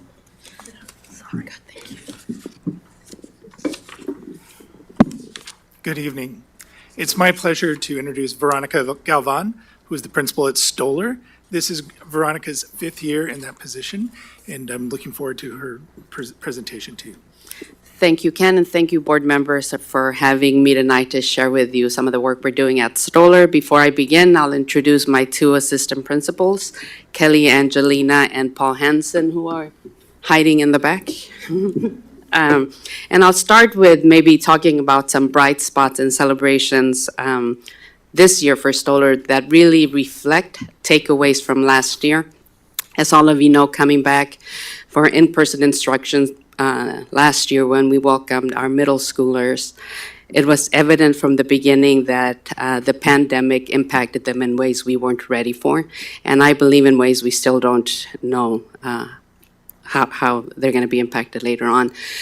So after looking through discipline data, getting feedback from parents, students, and staff, our focus was really to create a school that's safe and a safe learning environment for all of our students. But even more important than that, to be honest, was to create a building that welcomed all students, where all students felt like they belong and they felt happy walking into our building. One of the things we were able to do was establish affinity groups. We started a Black Student Union, MECHA GSA, and aside from it being a place where students go and connect with each other, we try to find opportunities for them to take on leadership roles around the building. Another thing we started was No Hate November, and that really was a kickoff for expectations for the rest of the school year. And this was rooted in feedbacks that students specifically gave us around hate speech, either racist or homophobic, that they were hearing throughout the building. And then they also told us that they didn't feel like adults were doing enough to stop it and interrupt it. So we did PD for teachers to help them navigate those conversations with students, interrupt the language. We did lessons for students through our advisory classes. I sent a letter home telling parents what we were doing and asking them to partner with us in having those conversations with their kids. We did something finally called Stoller Lights. When I first got to Stoller, I noticed how rich its diversity was, and I loved it. And instead of noticing the differences, I tried to find what united us. And what united us really is this idea, at least in my head, that almost every culture celebrates some kind of light festival. For example, Diwali, Christmas, Hanukkah, Kwanzaa, Chinese New Year. All of that has like a light element. So in, I think, January, I forget now what month it happened, we finally kicked it off because obviously I couldn't do it during the pandemic. And we had performances from different cultural groups. We had food, we had art, we hung lights everywhere. It became a little mini hub of the community. So that was wonderful, and I hope it continues every year. And what's on the next slide?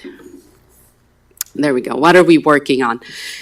We were going to continue working on cell and community building, social emotional learning. One of the things I've been reading a lot about and have been concerned about is specifically the mental health and the impact that the pandemic had on teens, specifically middle school students. They need to feel connected. They need to make connections with each other. Developmentally, middle school is the year where we kind of bridge that middle school to high school time.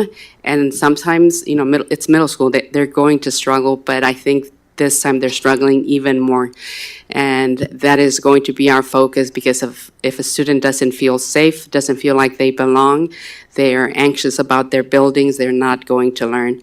And then the next thing we're working on that's a big impact, that's going to have a big impact on that, is teacher collaboration. I believe the best resource you can give any student is a well-trained and prepared teacher. That is where we need to put our most of our focus on, and giving teachers time to collaborate with each other, to learn from each other is the best way, honestly, to support our kids. So those are our two goals: continue to support our students' mental health, well-being, and connectedness, and give teachers time to connect with each other and be prepared to receive those kids when they walk in their classrooms. This is our data. You already have it. Like I told you earlier, it's one of the most diverse and incredible communities. I love being a part of it. We can go to questions now. Questions from the board? Karen? I almost turned my computer on instead of pressing the microphone. I noticed it had to do with your student number. It's 1,057 on the data. And when I looked at the report that we look at later, it was 925. That's a lot Yeah, more I think the students. report that was used was last year, unless I'm wrong. And then okay. this year, we went down. Last year, we still had 1,000 something because of legacy. Some of our eighth graders wanted to got end it. with us, finish middle school with Okay, so what's your accurate number? You think? 900 and something. Something, You okay. would ask me that. Oh, very- okay. I was just dang. Okay, 925. It says 925. 925, yes. Yeah, I was wondering around, what, when I was looking at your school data, I noticed you have really high scores, higher than the state scores. And they're still kind of proportionate with some of our groups that are most highly impacted. So I'm wondering what kinds of supports do you have for your English language learners within your school, for example? For English language learners, our model for delivering it's differentiated, right? If you're depending on the level you're at, you're either getting pull-out support or push-in. The big thing to support English language learners is really the collaboration time between the ELD teachers and the classroom teachers around things they're working on to maybe start off, whether it's a background knowledge or vocabulary support before they go into the content area class. I know that our ELD teachers also push in a lot and support kids in small groups. They try to support everybody so nobody feels singled out, but that's one way. And I was thinking a lot of our middle schools also had lots of challenges with behavior. I'm wondering about what are some of the pieces that you put into place to support in that behavior area in these challenging times. Yeah, it was across the state, and I think it was across the country. Like I said earlier, I don't think we knew how impacted our middle school age kids would be. And it caught us off guard a little bit, but it was all hands on deck, like teachers always do. They always, we always come together. We support kids. I think, a lot of the time we were kind of responding to events, if you will, or behavior on the spot. But we did have time to reflect and really, in the end, say, okay, we really need to keep a safe learning environment for kids because that's what parents were asking for. And kids want a safe learning environment. So supports we put in place, again, was all hands on deck. Wherever you are, you support, you come to, you bring parents in, you talk. Parents obviously were as concerned about their kids' behavior. And then you do progressive discipline, you have restorative conversations, but eventually there comes a time when you do have to give a consequence where the student has to be held to high expectations, whatever that looks like. And I think that allowed us and other students to feel like, okay, there are adults here to help, and they want to maintain a safe learning environment. Is that something that you think has improved this year compared with the systems that you're setting up? Or is it staying about the same? Or? It's not. No, it's not the same. It's very different in a positive, in a good way. I really think that those formative years that kids were at home and then, like I said, just showed up, I think they forgot, especially middle schoolers, kind of how to be around each other, conflict resolution and all of that. This year, it's different. The behaviors we're seeing are around hate speech, around bullying, around harassment, a lot of drugs and alcohol. So it's kids that are struggling, that are crying out for help, and I think that's when we wrap around. Even when you have to, like I said, draw a hard line and give a consequence, you still bring them in, you still love on them, because when I was in the classroom, I remember telling parents this, middle schoolers, this is the age where sometimes they're very prickly, but that's when they need the most love. Gracias. De nada. Ugana? Hi, Ms. Galvin. Hello. So I really love the Bright Spot celebration. I thank you so much for celebrating our students' cultural differences and giving them a sense of belonging and that sense of inclusion. So thank you so very much. I appreciate that. I have a question around the, let me take a look at the report. I have a question around the absence and exclusion measures. In 2021, usually we see that as 0 with other schools. I see 2021 usually has 0, but I see 4, and I know that was during the pandemic. With most schools I've seen, it's usually 0, and it's explained that it was during the pandemic. I'm just wondering why that number is 4. I'd have to look at that, to be honest, and get back to you. I don't have an answer right now. That's fine. All I can think of, it's something related to technology. I don't really know. I'd have to look it up, but I can get back to you. It's okay. I was just curious because I'm used to seeing that as 0. If nobody was there, how did you get to 4? It's okay. That's totally fine. The rest of your numbers look good. Most of the numbers came down, even though number of class days missed due to suspensions or expulsions are still high at 158. And given that our students are struggling with behavioral health issues, I wouldn't want us to have the practice of suspending or expelling students for having mental health or behavioral issues stemming from the pandemic. Right. So our students should not suffer for something that was not their fault, so that's just something I wanted to point out. But overall, thank you very much for your report. Thank you. Sunita? Thank you for that celebration of light. That's interesting. I am interested in knowing you are doing well compared to all the other schools and stuff. But I'm interested in your math piece and science piece, because science you're doing better than any other middle school, and math you're second, I think, after ISB. So what is it that you're doing that other schools can probably adopt or can help? What piece? What support systems do you have for the students? There's a lot, I think, that goes into that answer.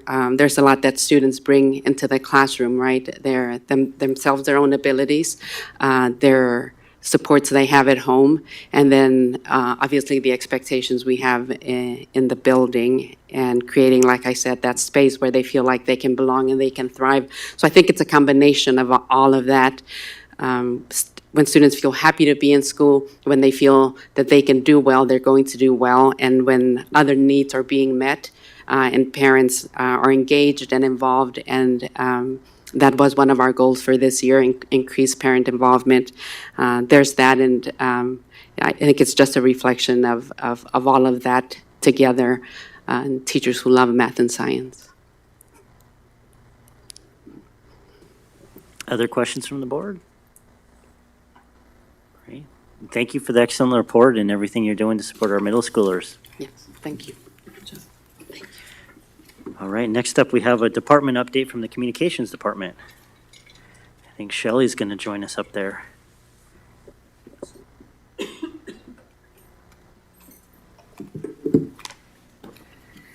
We'll see how well I can multitask here and run my own slides. Good evening. I'm Shelley Bailey Shaw. I'm the Public Communications Officer, and I run the Communications and Community Involvement Department.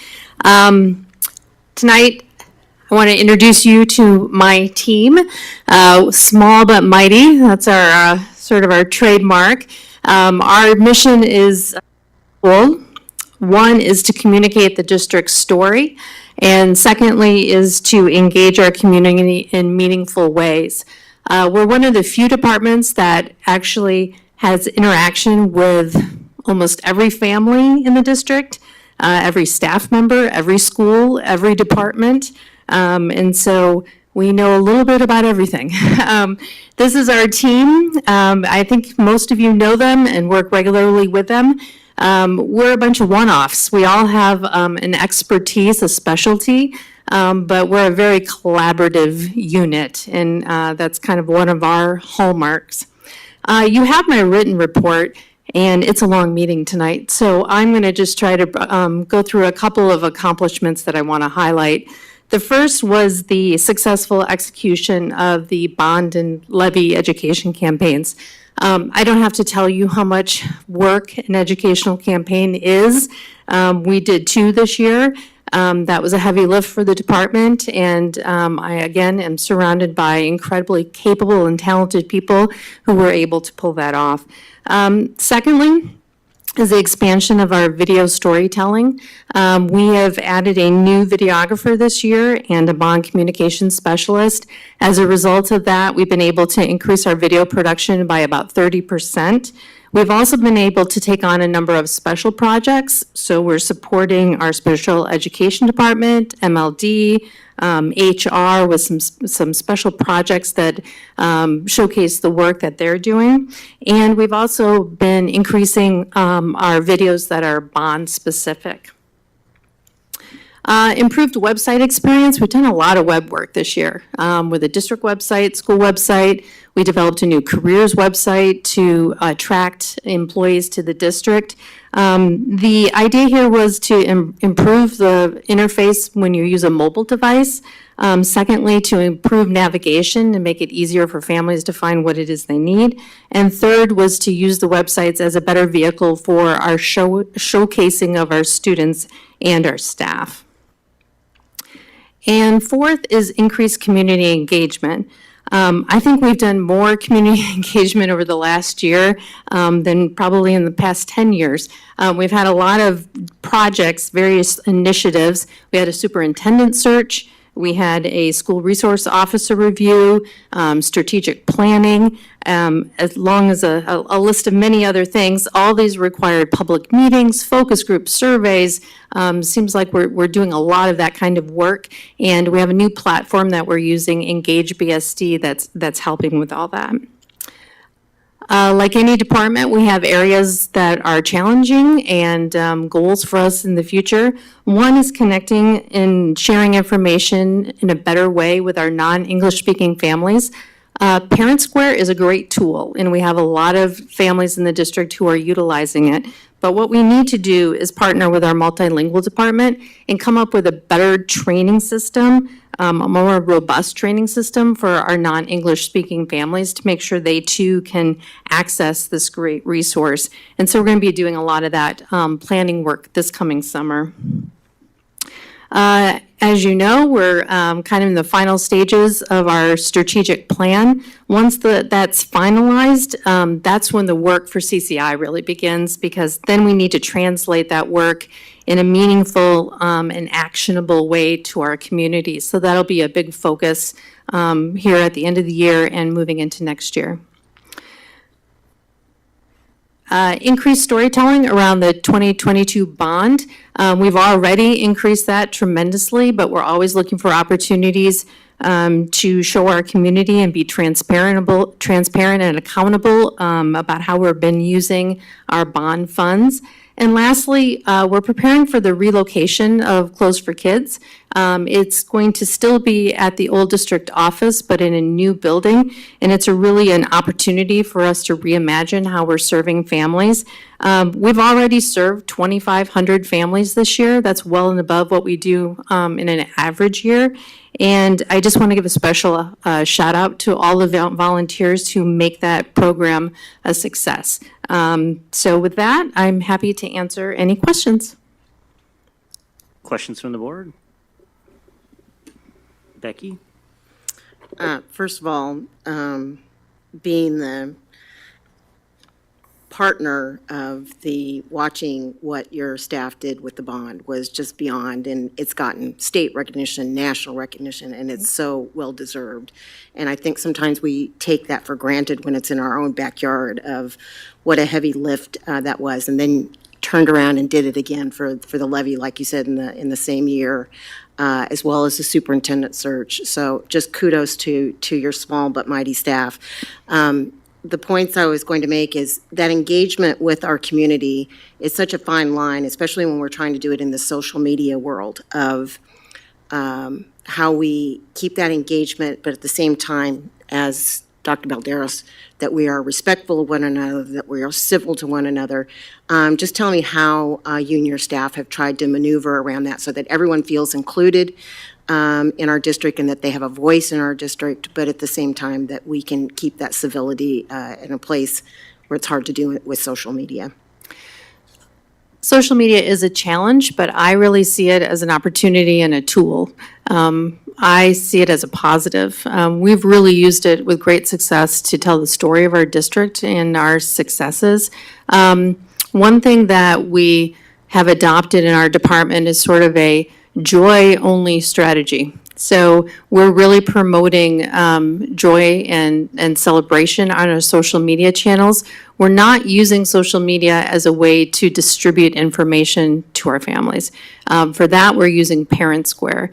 And so all that kind of nitty-gritty detail kind of stuff, that goes out on Parent Square. And it really tapers the conversation on social media so you don't have so much of that back and forth that we saw during the pandemic.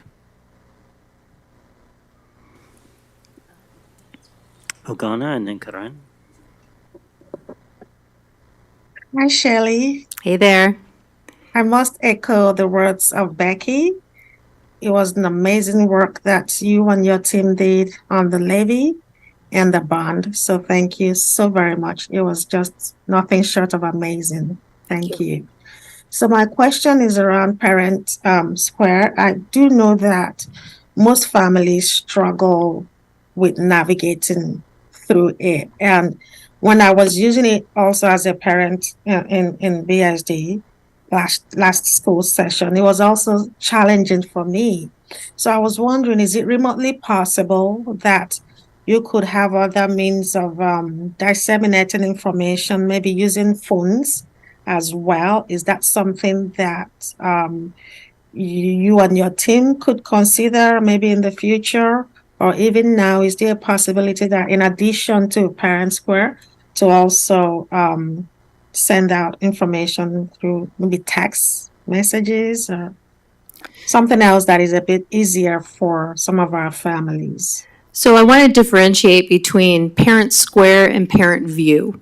I think what I hear our families saying is that the Parent View, which is more of our learning platform with our secondary schools, can be a little bit challenging. What we mostly hear is that Parent View is an easier interface that folks are using with success. When we look at our analytics, we can tell how many families are using it on a regular basis, and our numbers are actually quite high.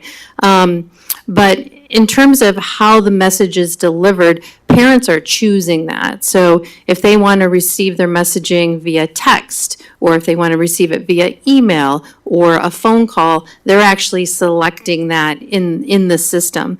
For example, in the last couple of days when we've had snow messaging, parents could get a phone call, a text message, an email. Some got all three, in case you missed that message.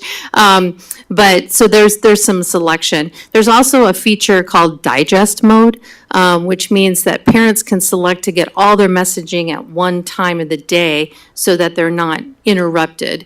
And the only time we would interrupt and override digest mode is if we had an emergency situation. For example, today at Hazeldale, we ended up sending students home because of a carbon monoxide leak. And so we were able to reach out to our families right away and let them know that we were going to have an early dismissal. But I am with you on the fact that we need to be providing more training for our families. We've done a fairly good job of doing that when they come in at kindergarten and catching them early, but we need to be working with all our families at all levels, and that really is going to be a focus of our work this summer. Okay, thank you so much.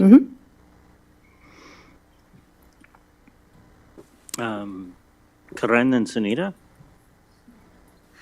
No, I was just, again, thank you for the work of the bond, the levy, and all the different pieces. I worked really closely with your staff on the levy part of it.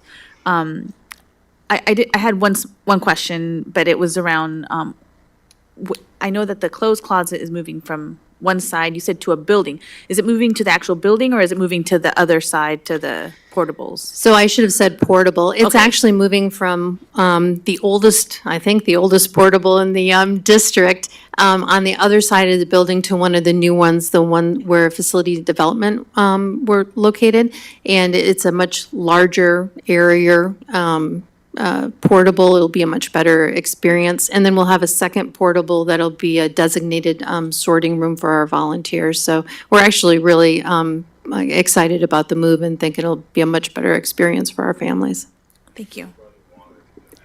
I was thinking there was a bathroom in that one. There's a bathroom, and we're going to be able to install a washer and dryer so that we can do some of the clothes washing on site, and we don't have to send laundry home with volunteers. So they're pretty excited about that. I remember having to walk somebody to the restroom inside the building to then walk them back. Yes. Thank you. Sunita?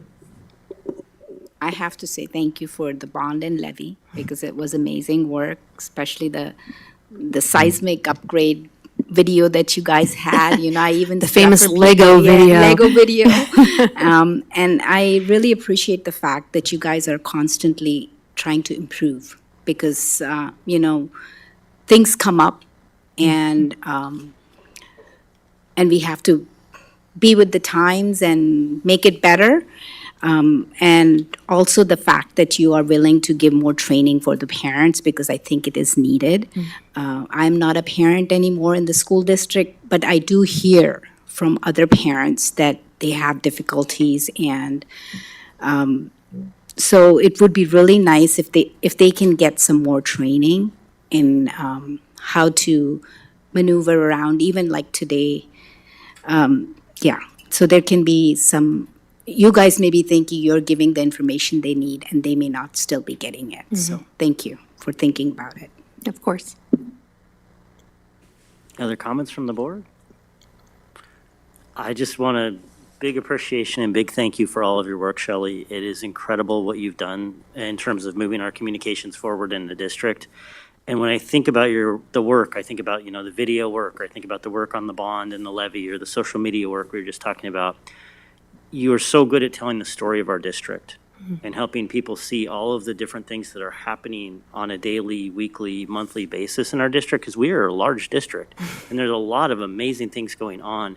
And you're always going in there and finding the right scoop, the right story to tell that helps move forward and help the community understand the work that we're doing. And I know that that's tireless work, and that's work that happens in larger cycles and every day. And I'm so appreciative for that work, because I think as we tell that story, that's how we build part of our work with our community is off of that story and that narrative and that common understanding of what we're doing and what we're trying to achieve. So thank you for elevating that, and thank you for all of your hard work.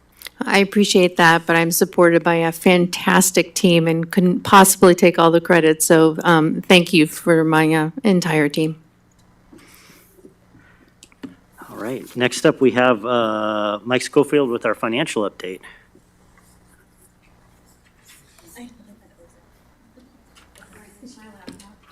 Was it something I said? Thank you, Chair Collette. Appreciate it. Oh! What's the movie today? No, I won't be that interested. I appreciate the time tonight to talk a little bit about the financial position of the district. I will be very brief in my comments tonight because I know I have you all next week for a deep dive on Budget 101. So I'm looking forward to that next week and spending some more time with you. You have the usual suspects of information and documents in your packet. You have the financial report for the general fund, other funds. You have the student teacher report or the classroom size report and our investment summary. All those are well and good in there. As we look to the general fund, I can tell you on our financial forecast, we have a couple of updates in the current year. The first is that we increased the amount we will be receiving from the Common School Fund. We budgeted for $4.3 million. It looks like it's coming in around $5.2 million based on the information we have. We never really know that number. We're guessing it a year in advance, and it really depends on how collections happen throughout the state in terms of what they're doing with those state lands that are geared towards the Common School Fund. So, want me to keep going? I'll keep going. Okay, so that's the revenue increase and revenue enhancement there. On the expenditure side, we've taken our salaries down $1 million in addition to what we've shown in the past. Again, I think it's a combination of hiring, getting people in positions. That's been a struggle all year, and we'll continue to watch that number closely. In the health benefit area, we brought that down a couple $1 million as well in our forecast. So overall, if you look at what's going on, our current revenues to expenditures in this year, our deficit that we projected early on to be around $17 million has shrunk all the way down to about $3.2 million. So that deficit has gone down significantly, and I can tell you, based on information we got last week on the state school fund, that our revenue will, in the next meeting that we have here in a few weeks, we'll show you a state school fund that increased by $9 million for Beaverton School District. Significant increase. So essentially our deficit will go away for the current year when I present our financial update next month. Great news for us. You're probably wondering what's causing that. It's really two things. One primarily, which is the second quarter update of the current year enrollment for statewide enrollment is in, and what the state Department of Ed does with that is they trend that data from the second quarter to the end of the year for every district in the state, and that kind of becomes our new baseline. By doing that, it took statewide enrollment down by about 8,000 students. So when you think about fewer students in the system but the same dollar level, that boosts the amount we get per student. In addition to that, local property tax revenues have increased throughout the state during this time as well, a little bit higher than what they would have thought. So that puts our amount per student this year about $178 higher than it was just a month ago per student, per ADMW actually. So some improvement in the general fund in the current year. I'll jump really quickly to the next biennium. The state economic forecast was out last week. More money available in 21-23, which means more kicker. So good news, bad news, right? And more money available in the 23-25 biennium. Much more toned down interpretation of what's going to happen with the economy in the next year. The recession word has been pushed out a little further, which allows for more funding in the 23-25 biennium. So we look forward to seeing what happens there. As you heard from BE President Lindsay Ray, the governor came out with a $9.9 billion number. Remember, as we look to the next biennium, it's an iterative process, right? Like the first number we shared with you was what legislative fiscal shared with the legislature early on about the $9.5 billion for schools and what they thought current service level would be. The next iteration is the governor saying 9.9 is kind of the number she'd like to see. Our next number that we'll get that will use this most recent economic forecast, they'll use that in building it, is a framework built by the co-chairs of the Ways and Means Committee. That's important because they're the ones that will actually approve and adopt a budget for the state school fund. So that's the next one we'll see. We'll probably see that in the next few weeks. So we'll keep an eye out for that, and we'll revise our numbers again as we see those numbers moving forward. 10.3 is still what we need. We're not giving up on that. We've still got needs. While 9.9 is encouraging, and while words from the governor saying this is a floor and that she expects some robust discussion around it, we're hopeful that 10.3 gets us in a position to where we can maintain our current level of service. And that's all I have for you tonight. I'll take any questions you might have. Eric?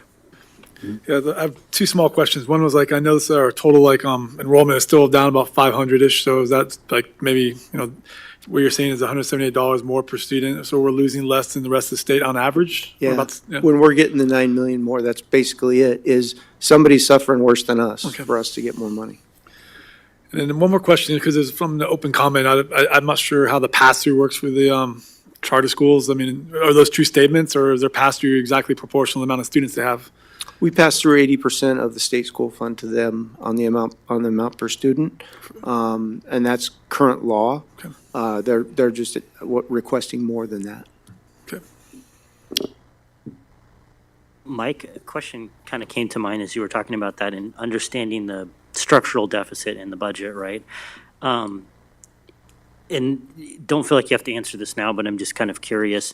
If we weren't holding the vacancies that we've held this year, what would that deficit look like? It'd still be there. Yeah, that's an excellent point, right? Like if we were fully staffed, fully run, if this was, Joe Cool normal year, we'd still be at that deficit position. What's helped,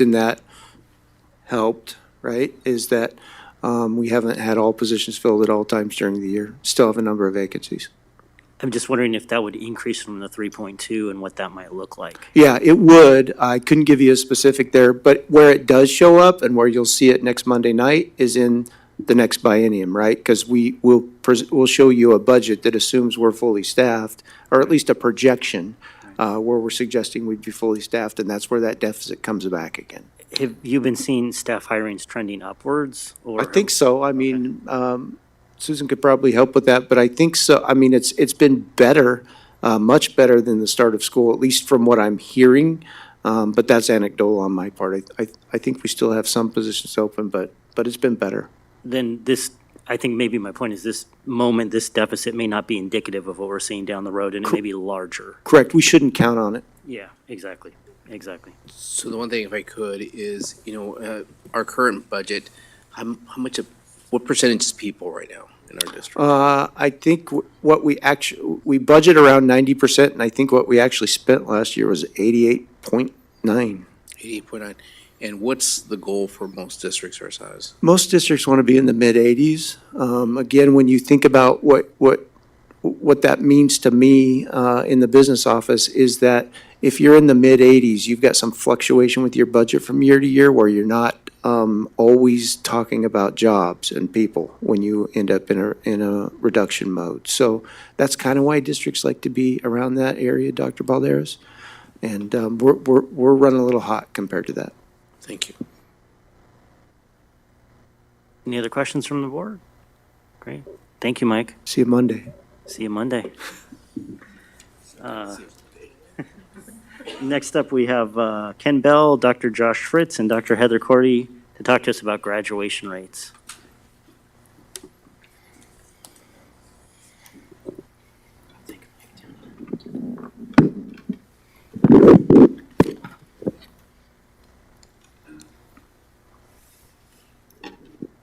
Good evening.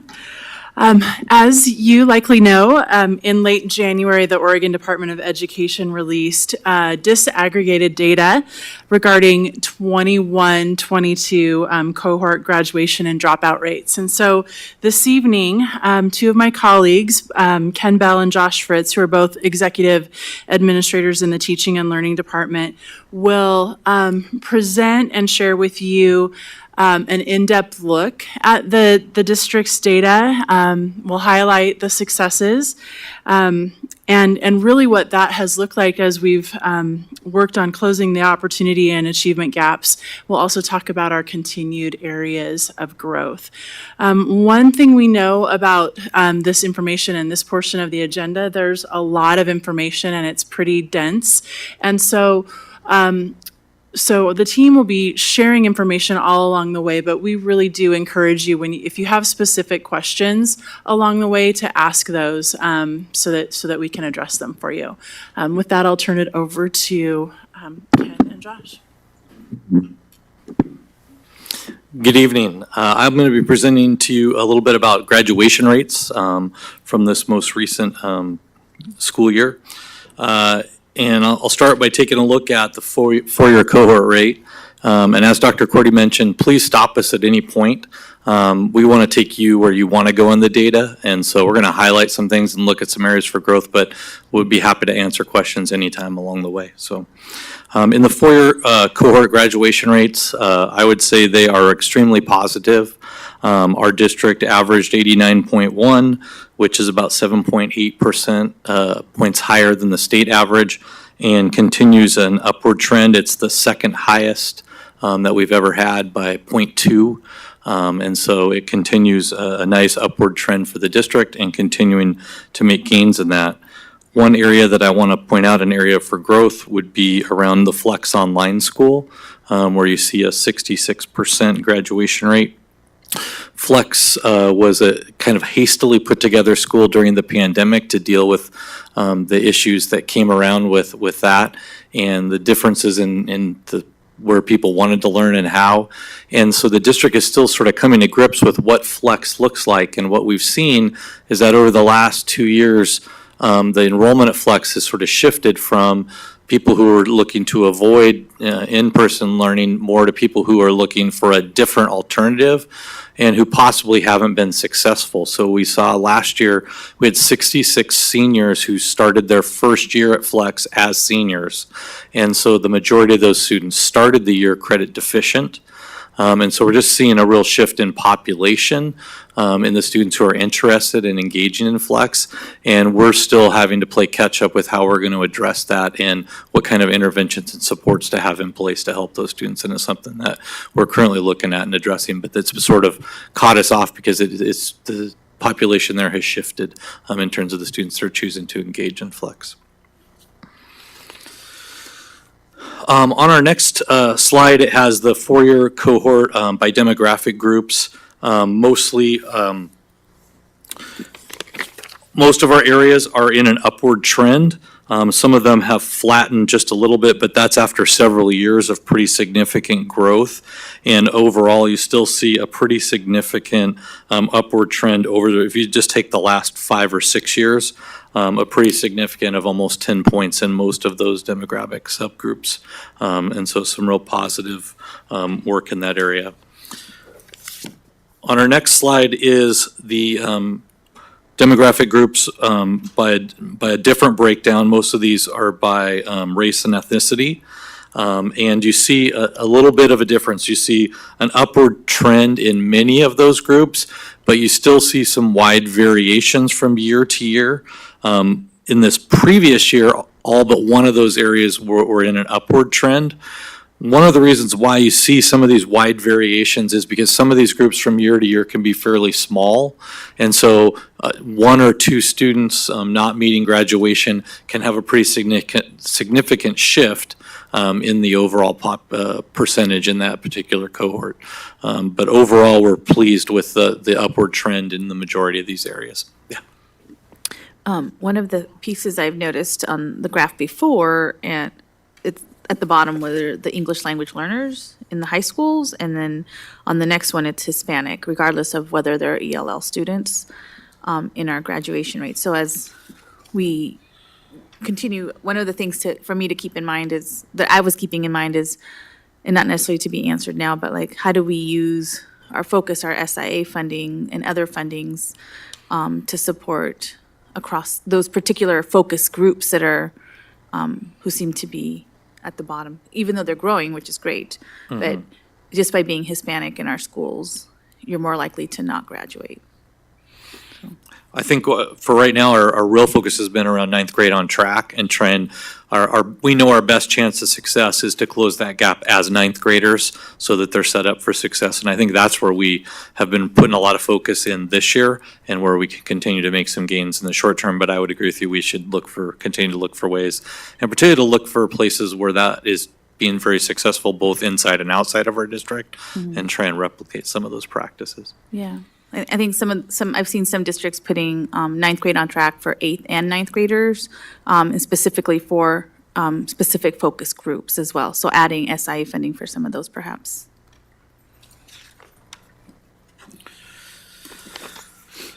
On the next slide on our 5-year cohort demographic groups, you can see that mostly, again, sort of an upward trend, although things have sort of flattened out.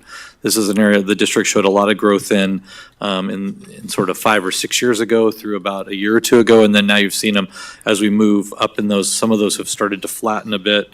There was one, I think, that's worth highlighting here is that if you look at over the last 6 years in our ever ELL, that group grew by 10 points or 9.6 points or something over that 6 years, which that was a number that really bothered us at that time. So that's been some real growth and a real tribute to our MLD and other folks with the growth that we're making in those areas. The last slide before I turn it over to Dr. Fritz is one that's really difficult to read in that if you look at just the overall trends, again, in the majority of groups, you see an upward trend, but you see a couple of groups that are really, the deviation is pretty significant from year to year. Again, these are small cohort size where 1 or 2 students can make a big difference, but it is an area that we need to do a deeper dive in and take a look at and make sure that our markers, both 9th grade on track and some of our other key indicators, that we're making sure these groups are having the support they need. Any other questions on graduation rate before I turn it over to Dr. Fritz to talk about dropouts? Yeah. Becky? The 2 things occurred to me when I was looking at the information. One, we don't track early college, the graduation rate for early I mean, I know they go back and a lot of times get their, if they choose to, from their neighborhood school, or they go through that ceremony. Do we count them then under that? But if they don't, where do we get that? And then also the GED, where we count the GED. I'm not sure the answer on that. I'll have to get back to you on the early college, why that data isn't a part of this set. They're not cross-enrolled. As juniors, they enroll there completely, and so there should be data on that. I'll get back to you on that next one. Then the second part of the question was the GED portion. Mm-hmm. Yeah, well, I'll have to get back to you on that one as well. Ugana? So my question is, maybe you said this and I missed it. The rates for Flex Online is 66.1. Is there any plan to raise that rate to the level where others are? I also see that community school is also lower than most of other schools. So what are the plans we have in place to get those rates at least up to the level of the other schools? I don't know if you already said that and I missed it. No, you didn't. That's a great question. I think that the challenge in both of those schools, and particularly with the shift in enrollment at Flex, is that we have students going to those schools late in high school already significantly credit deficient.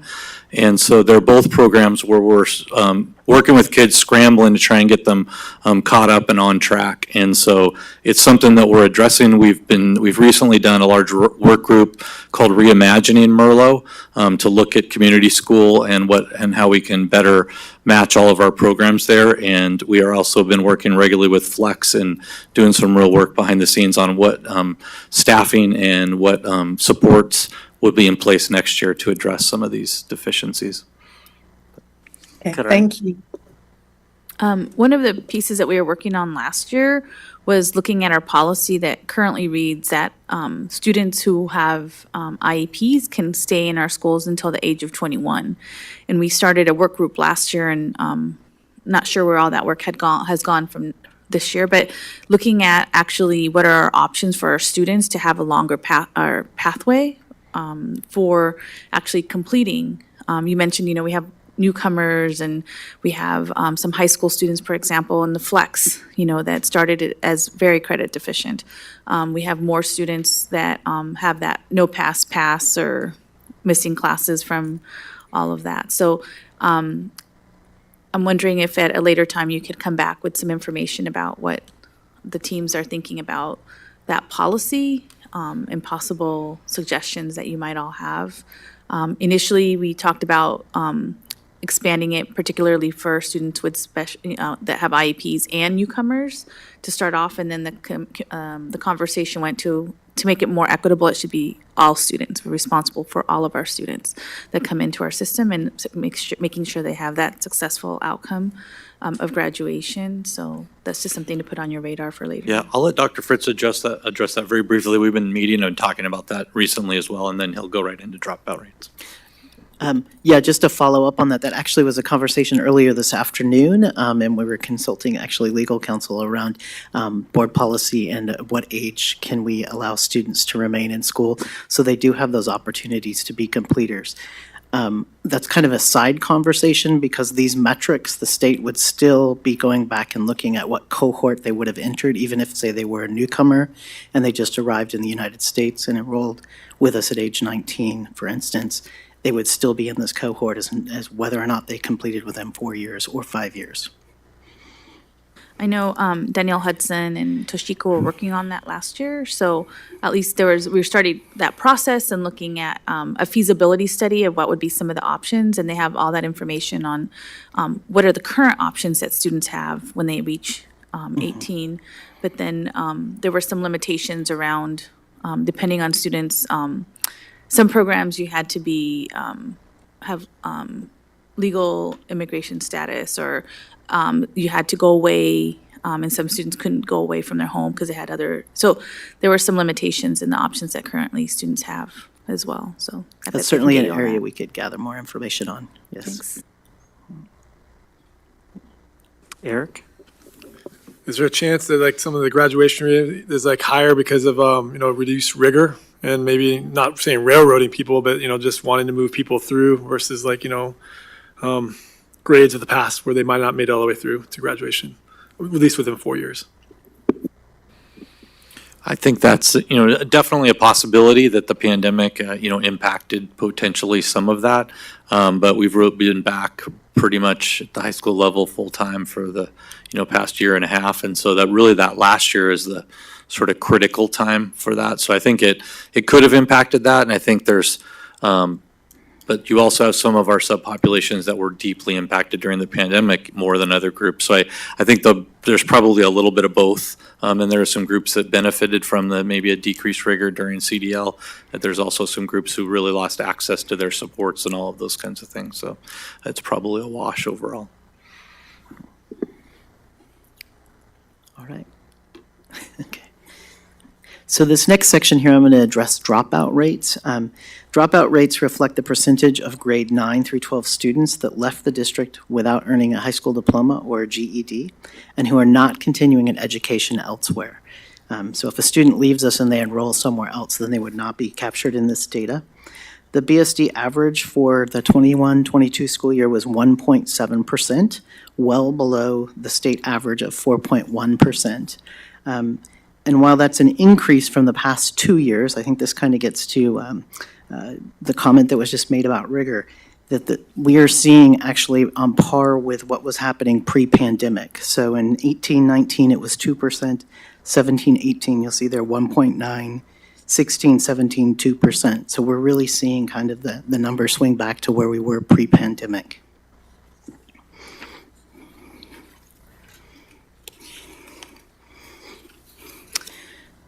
This chart here, it's a little bit hard to see with all those numbers on there, but this graph shows the breakdown by demographic groups. And as you can see, students who experience houselessness or homelessness, or English language learners and students who experience disabilities are most at risk of dropping out. Those are some of our focal students that we most need to be aware of as we think about our student success plan, our SIA plan. It's important to note, however, that the dropout rate reported for economically disadvantaged students is the same as the rate for all students in 2021, 2022. And that's why you can't actually see it on the graph because it's superimposed. So if you're looking for economically disadvantaged, it is the exact same line as all students. This next graph here, it breaks it down by race and ethnicity. And we continue to see a closing of the achievement gap between groups. However, has already been noted, when we have some of these small sizes of our focal groups, there is kind of wide variation when you have a small number of students that maybe don't graduate. So that's why you see kind of these peaks and valleys in there.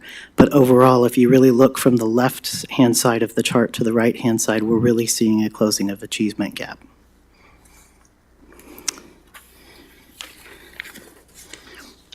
This next slide here, I think, is a really important piece, and we'll talk about this more when we get to integrated guidance later this evening, is our ninth grade on track to graduate. This is the students that have a total of 6 credits or more by the end of their ninth grade year, and research really tells us that these are the way that we're going to close this gap and make sure that kids are on track to graduate. In other words, we can't wait until your senior year and then try to figure out how to make up credit recovery. The work of our ninth grade student success teams has greatly supported the success of our students, and that's where we've really seen progress. We had kind of a slow upward trend prior to the pandemic. Things kind of slid off during the pandemic, but we seem to be back on track. And again, you can see that it's starting to close there, and that's what we want to continue to make sure is happening for all of our students. And then this next graph here, again, is looking at ninth grade on track to graduate, those having 6 credits or more at the end of their ninth grade year. And this is broken down by race and ethnicity. And again, I point out there's that one line there where it's a small in group or small size of group. And so when we have just a few kids that don't graduate or drop out from the programs, then that's when you see kind of that variation in line. It does also tell us, as we're talking about focal groups as part of our community engagement process around integrated guidance, our student success plan, that we really need to be thinking more about what we can do for some of our students in these focal groups that aren't being as successful. And with that, any comments, questions, wonderings? Karen? I had a question about 2 slides back where it had the AVID, there wasn't a score for the last 2 years for the AVID. Is that because the line went together, or what was up with that? That actually has to do because when we were in CDL, they will not report our data the same way. I will tell you, historically, students that are in AVID and stay in AVID throughout their educational career outperform other groups of students. We just don't have that data because AVID itself will not provide us data when we were in CDL. Does that make sense? Yep. Yeah. So it kind of looks like it just disappears there. We are now back. We just actually had our site visit with the state this past week before the snow hit, and so we will start to see data generated again for us. Thank you. Other questions, comments from the board? Just the last comment. I know we keep talking about like the going up and down of the numbers, but Hispanic, the percentage of students that we have that are Hispanic is huge. And so that number has actually improved. I know that Toshiko did like her study and then came up with different models of supporting our English language learners. And I can't remember what year that study ended, and then the models that were chosen, and then our numbers started to go up with best practices being implemented in our schools. So I think that shows how our ELLs have gone up, but just still thinking about how do we braid funding, not just ELL or multilingual department funding, but SIA and others to support our most highly impacted students. So in addition to, instead of just use that money kind of thing. Mm-hmm. Thank you. Sunita? Is there a place where we can go to find, for the whole district, the population, like Asian, this many students out of the whole? Is it in Mike's paperwork that we get? No? Is there any place that we can go? Okay, thank you. Any other questions from the board? Thank you for the excellent report. We appreciate your time tonight. We're going to move on to items for action in a future meeting, so kind of our first readings. The first thing is a Hope Chinese Charter School renewal. And then after that, we're going to take like a quick break of the board, get up and get a leg stretch, and then we'll head back into the rest of the agenda. Okay.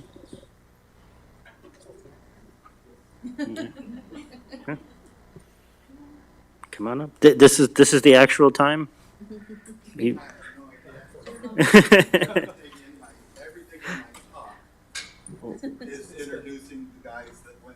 Okay. We'll call it take two, and we are all ears.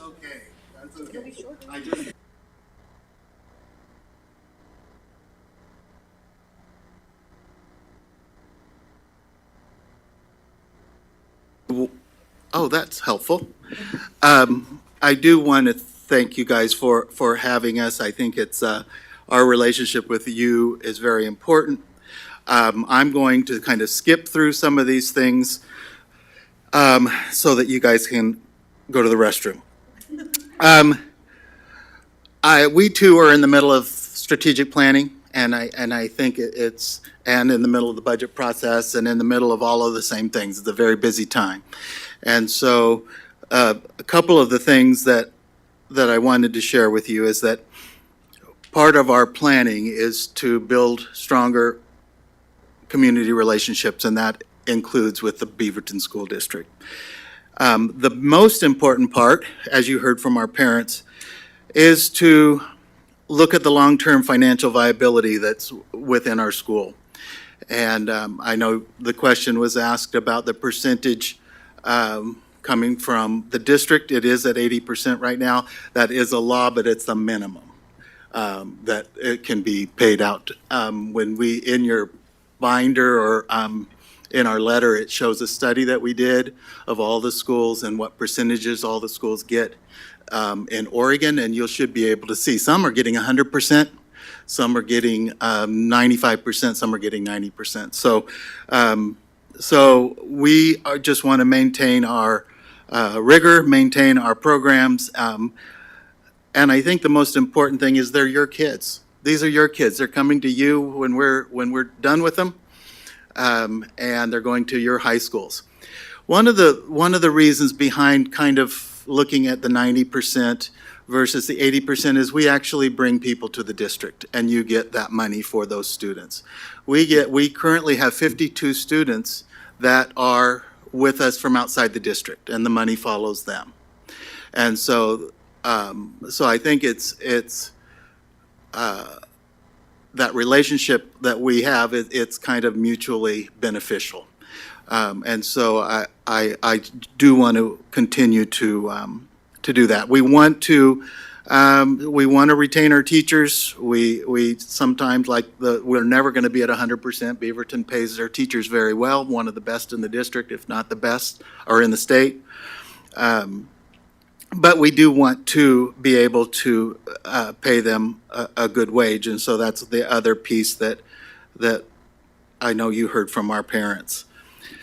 We're a 12-year-old school, started in a church with 40 kids, and now we have 375 students K-8.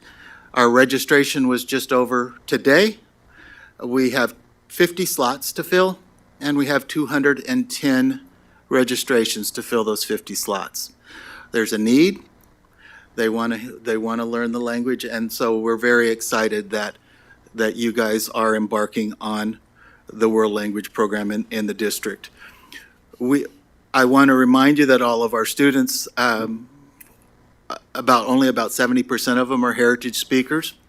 And so when they go to our schools, they're all learning Chinese together, and then they go out we had 14 kids this year go to ISB.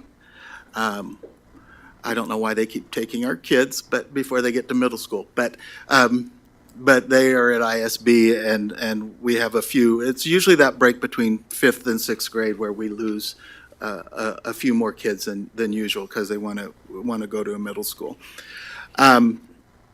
We are going to look at. Let me just make sure, and I'm not going to keep you here. I can see people shaking in their seats.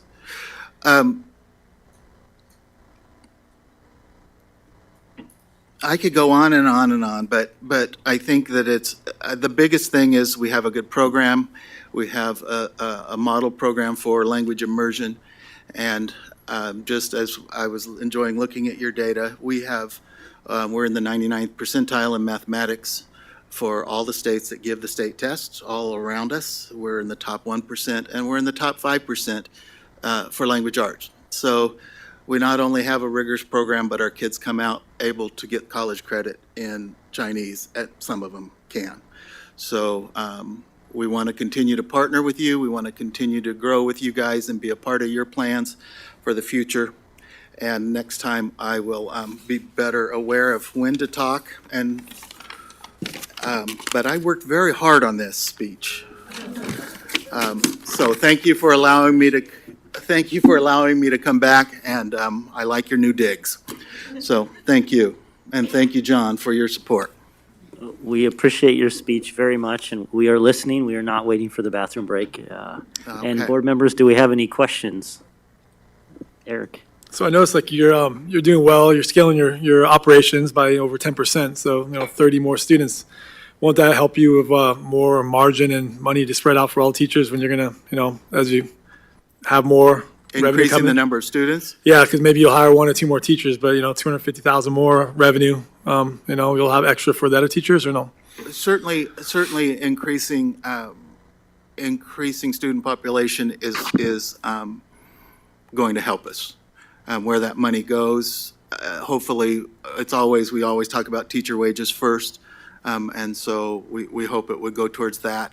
Right now, we've grown significantly, about 20 kids per year, and next year it's about the same. So it's not much, but it is a start, and we'll take every penny. We also have private programs that we run to try to bring in funds, but we're out of space, and so we can't expand too much at this point, and we're kind of looking around, and we thought about the old district office, and those portables in back would be a good place for our school, but I guess not. I'm just teasing. No? Okay, co-locating is the new thing with drawing down, But anyway, we're just happy to be here and happy for your support. Other questions? Other questions? Oh, Gugana's got her hand up. Yeah, thank you so much for your report, for your presentation. I just have a quick question. You mentioned that you bring students to the district. Can you expatiate on that and how that works? How do you bring students into the district? Yeah, that's a good question. Because we're part of the Beaverton School District, we bring in students from all over the district, but we also, as a charter school, are able to take students from anywhere. They don't have priority, but right now, we currently, over the years, we've got 52 kids in the school from outside the district. Some come from Lake Oswego, some come from Portland, they drive from all over. And so out of the registered 200 that we have now, 45 of those are from outside the district. So if they all got in, that would be about 100 kids from outside the district. So I think I figured it out. It was about $650,000 for the current kids we have in the district, if I had my numbers right. But that's what I mean. They're just outside district people. We have Hillsborough, we have Forest Grove, we have all kinds of folks. That makes sense. Thank you so much. Mm-hmm. Sunita? I noticed that in your sources for revenue, there was an increase for charges for services. What are you guys charging for? Like almost $500,000 went up. And is that the one that was 99,000 and then went up to 600 and some Yeah, thousand? yeah. That's our private programs. We have a preschool program that's a paid preschool program that's licensed by the state. And our private programs bring in about $600,000, $700,000 a year to help fill the gap. Okay, And it was so- low last year because of COVID. And because of COVID, we didn't have any enrichment, no after-school care, no before-school care, all of those things that we charge for. Okay, thank you. Karen? Good question, though. I'm glad you were reading it. I've heard from multiple community members and from some of our Chinese community leaders of the importance of Hope School, and just wanted to thank your staff and everybody for all the work and for not only the bringing up more multilingual students, but also they have a good understanding and of just being together and supporting cultural diversity as well. So I think there's that richness not only of language, but also of the cultural, just elevating culture in our Chinese culture. So thank you. You're welcome. I think that was part of my speech, actually. The importance of that global fluency, which starts with diversity. We've got people from Nigeria, people from Ukraine, people from Russia, people from all different countries at the school now. Most of them are trilingual, but it is a great place for kids. So I appreciate that comment, and we'll relay that. Other questions from the board? Thank you very much. Yeah. Appreciate it. Thanks for hanging around. Absolutely. Now, board members, I'm going to set a timer for us for 5 minutes here. And when this guy goes off, we'll be back in session.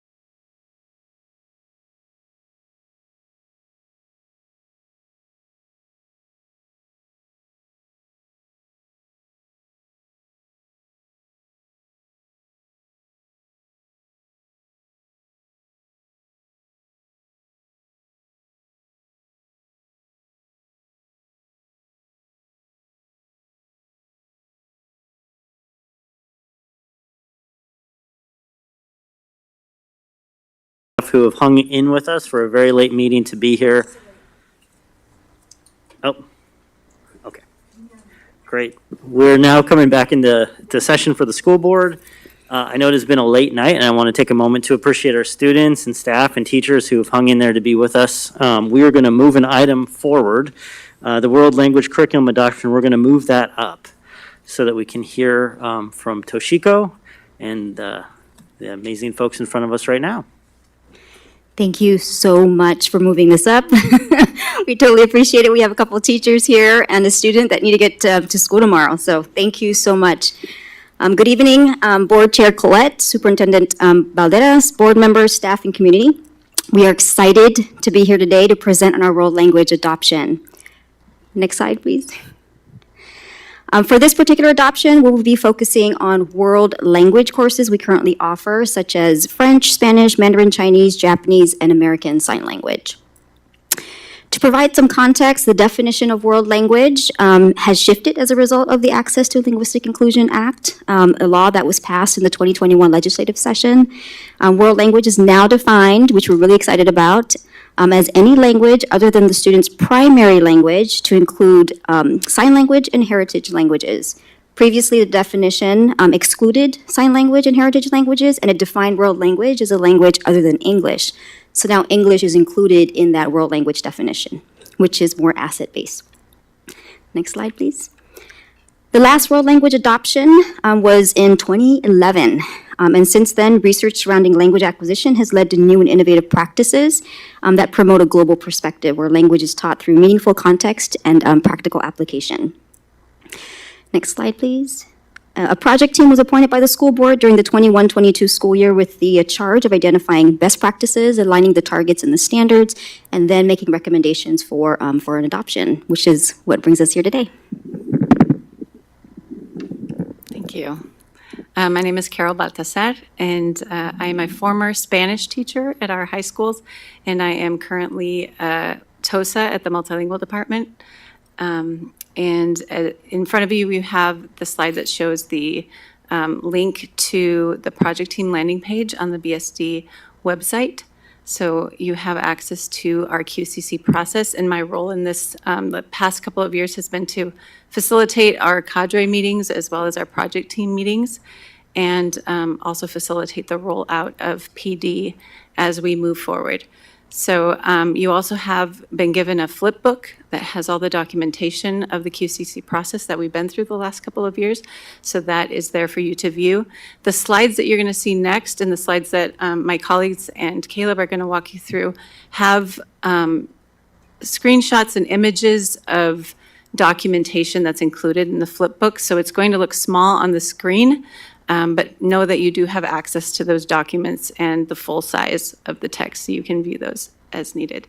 So I think it's perfect that Caleb is sitting here in the middle of the five of us, right in the center, because all of this work has truly been with our students at the center. And I'm excited to have Caleb here as our student representative for our project team. Hello, my name is Caleb. I'm a senior at the International School of Beaverton studying IB Mandarin HL, and I had the opportunity to serve on the World Language Project team. As part of the QCC process, we had a cadre and a project team, including students like myself and community members. We met monthly, we reviewed what the cadre was doing, and we provided our own suggestions. And I personally really enjoyed the opportunity to learn more about current best practices within language learning and language teaching, as well as realizing the power and value of my own voice as a student. And I'm really excited to see how the new curriculum which we have chosen could inspire and empower all of the BSD students in their language learning journey. Next slide, please. Good evening. My name is Edward Prindle. I'm a French teacher at Southridge High School, and I've been with the district for 16 years. My slides are about the process that we walk through in order to come to the decision of the particular textbooks that we're recommending to you tonight. I was both a member of the World Language cadre and also the project team. So I saw kind of both parts of the process. As a cadre, we spent several months reviewing best practices, reading articles and published papers related to modern world language instruction. This project led to a careful crafting of both the world language best practices, which you can see on the right-hand side there, as well as the world language adoption position paper, which you can see on the left. Both of those are links that you could read in more detail. And I found this process personally to be very helpful in my own language teaching. It was a great opportunity to grow and learn more as a teacher. Both of these documents, and particularly the position paper, sort of summarize the cadre's position to create a commitment to equitable, culturally rich, research-backed, globally relevant language education for all of our students. And from that kind of basis in philosophy, if you will, or in solid research, we then began to look at the different textbooks that were available. So in French, there were really only 2 or 3 that were available. In Spanish, I think about the same. I think Mandarin, maybe only 1 or 2. Japanese, I think, only had 1, and ASL only had 1. So the choice wasn't actually really that huge. But we were able to kind of narrow it down and then had a process for coming to a decision. So I'm going to let Mary Alice talk about that. Hi, everybody. My name is Mary Alice Tillis, and I teach Spanish at Southridge, 23 years. And I was so excited to be part of the pilot team. There were 23 of us representing all of the comprehensive high schools and 2 of our middle schools. And we were able to gather, maybe next slide, please. There's the list of all of the teachers that were involved. And we were able to gather information both from students and teachers from surveys and interviews. My students and I loved the textbook we're recommending to you tonight. And so I'm really excited to share some of my personal experiences that we had with it. Oh, perfect. Yeah, thank you. For starters, it was the technology is very intuitive. Everything's online, easy to use, easy to access through Canvas. The audio and video materials they have to offer are very rich and authentic, and the students can access it at home from online. So everything's hyperlinked. Again, very easy to access. The activities in the textbook and then for practice for the students are very comprehensive for reading, writing, listening, speaking, culture. The assignments could be auto-graded so students can get immediate feedback on their practice. And we set goals in class for 80% or higher. They would do multiple opportunities, what have you. Another favorite activity that we did in class is called partner chats, and it's sort of like a dialogue. You could picture an A-B dialogue, but they film themselves and it's like a FaceTime conversation. So kids have fun practicing and then finally recording and sending their recording, and truly really fun to watch and grade as well. And then the video components that they have, we especially liked. There are 3 different types. One was a video blog, and it's sort of TikTok style, really relatable for the kids, teenagers talking about, whatever it is we're learning. And then another one is called Video Mundo, and it's more realia, so it's commercials and news segments and things that are really happening that also relate to what we're studying. Highly engaging. But the best is this part called the news and cultural updates, and the publisher is going to be updating in real time. So every month they have current articles videos, news segments from actual news channels. And you can sort the activities by the ACTFL standards, which is the direction we're headed as a world language team. It just means the proficiency level. So you can choose the proficiency level for your students. And there are activities during viewing activities and post-viewing activities to help with comprehension. Just super rich, really exciting. And like I said, they're going to be updating those in real time. And lastly, I would say that what I noticed about this particular book was that it definitely aligns with everything we're talking about right now in world language in Beaverton School District, and that is the ACTFL standards, the proficiency levels that I mentioned, and then also the textbook is designed by the 3 communication modes, which is another, instead of, we used to grade by reading, writing, listening, speaking. Next year, it's going to be the 3 communication modes, and the textbook is already set up that way. Assessments, activities, et cetera. So really easy for teachers to get on board, I think. And then lastly, the textbook also did a great job of showing us where the IB and AP themes are presented in the text. Some of the schools in our district are IB schools, some are AP schools, and that's going to be easier for teachers too, to see how they can align their curriculum. Thank you. Oh, back to Caleb. Or no, back to Carol. Yep, I'll jump in here. Okay, and we also were able to have a couple of community input, our public reviews. So the first public review that we did was a fully digital public review. So it began with reading through our position paper and reading through our best practices, and then looking at the different curricula that we were also looking at as a cadre, so that our community could also provide feedback.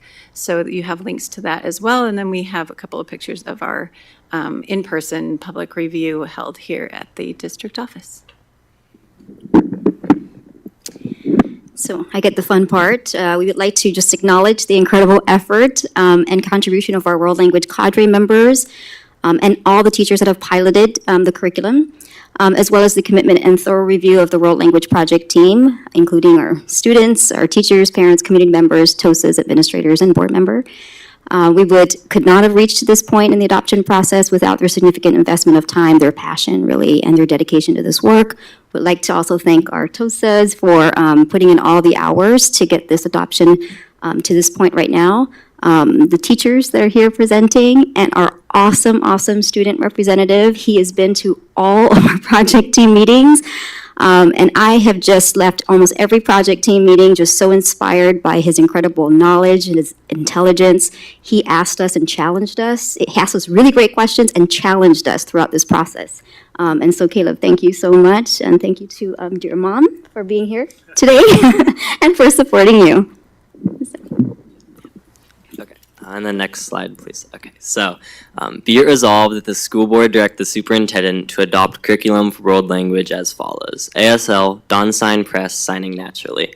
Japanese, Chung and Sui, Adventures in Japanese. Mandarin Chinese, Vista's New Journeys. Spanish and French, Vista Higher Learning. And readers and classroom libraries for all languages. In addition to these recommendations, the project team has expressed the importance of and the need to provide ongoing professional development for world language teachers on the latest research supporting best practices for world language instruction. We would like to thank you, members of the board, for your time and for your support of this world language adoption. Thank you. Thank you. Questions from the board? Karen? I wanted to thank everybody for all their work in this committee, and I know we looked at what the requirements are for curriculum adoptions and made sure that that had addressed all of those pieces. There was a lot of learning happening all through, so thank you. One question I hadn't thought about was around where's the money for the professional development going to come from? Is that already included in the plan? It's some plan, a plan? Professional development, there are funds for professional development through various funding streams, and we're going to work as a larger to create with the strategic plan as the guiding, really the guiding instrument, if you will, to determine what that professional development plan looks like over the course of the next several years. As an aside, we know that our equity modules are going to be the number one priority, along with all this other really important work that we have to advance the initiatives in the district. Okay, thank you. Yeah, I would just add that the beauty of adding world languages under MLD is that we're able to actually align professional development, because as you know, for second language acquisition, a lot of those strategies overlap. And so you actually, as a district, can save a lot of money by, adding world language teachers to our existing professional development. So that's also another savings for the district. Okay, thank you. Ogana? Hi, thank you so much, everyone. Great job. Caleb, great job presenting. Sorry we kept you this late. So my question is, you have ASL, Japanese, Mandarin, and Spanish. Do you plan to add additional world languages to, to your portfolio? And is that something that you're planning to do at some time in the future? When we are looking at our dual language expansion, we are also considering heritage languages, which might also fall under, world language, and it might impact the number of, or the type of other languages that we offer. So that is something that is part of a bigger picture and bigger plan. Okay, thank you. Sunita? Thank you for the work. My question is, we are in a community which has so many different languages, 97 different languages being spoken. But we also have a budget that we are stretching, right? So when is there like an estimate when we adopt a dual language, that's like where we are teaching the content to, right? As opposed to, and I got that from your interview at OPB. That was an excellent interview, gave me a lot of information. So adopting a dual language seems to be a bigger project compared to adopting a heritage language. And I guess dollar-wise, it's more money to adopt a dual language than a heritage language. Wouldn't I be right in that? I think it's just about being strategic. So for dual language, for example, if you do a strand program, you need, for example, if it's an elementary kindergarten, if you offer 2 sections of kindergarten and 2 sections in Chinese Mandarin, for example, and then 2 sections in English, you still need teachers that teach kindergarten. It just so happens that those 2 sections are being taught in Chinese and English. So there's not really an added cost to that. It's just a number of students that are interested in taking that language. So as far as dual language, there shouldn't be an added cost to running a program, except for curriculum, any hiring, and anything that you do to recruit, there might be added cost to that, depending on where you go to recruit. But as far as the cost for dual language, it's more the mode of instruction, the professional development, and how you strategically teach teachers to weave those languages in there. You might have some cost, to bring cultural elements into that practice, but it's very, very minimal. And then for heritage language, would it be more in high school then? Most of our world language is in high school. We do have middle school programs, but so yeah, if you do start a heritage language, it might be at the high school level. Although, as you know, language learning really should start right early on. Yeah, and students are required to take a foreign language for 2 years, is it? Or 3 years in high school? I believe it's 2. I believe it's 2 years. years. Okay, all right, and that 2 years for college. Okay. Yeah. Okay. All right. Thank you so much. Thanks. Other questions from the board?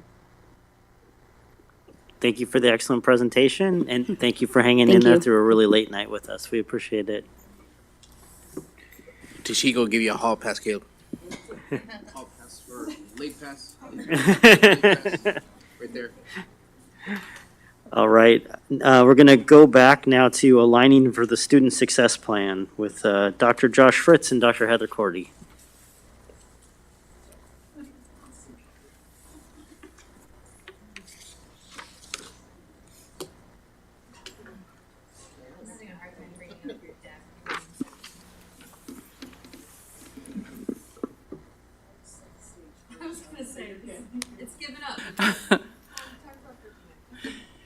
Good evening again.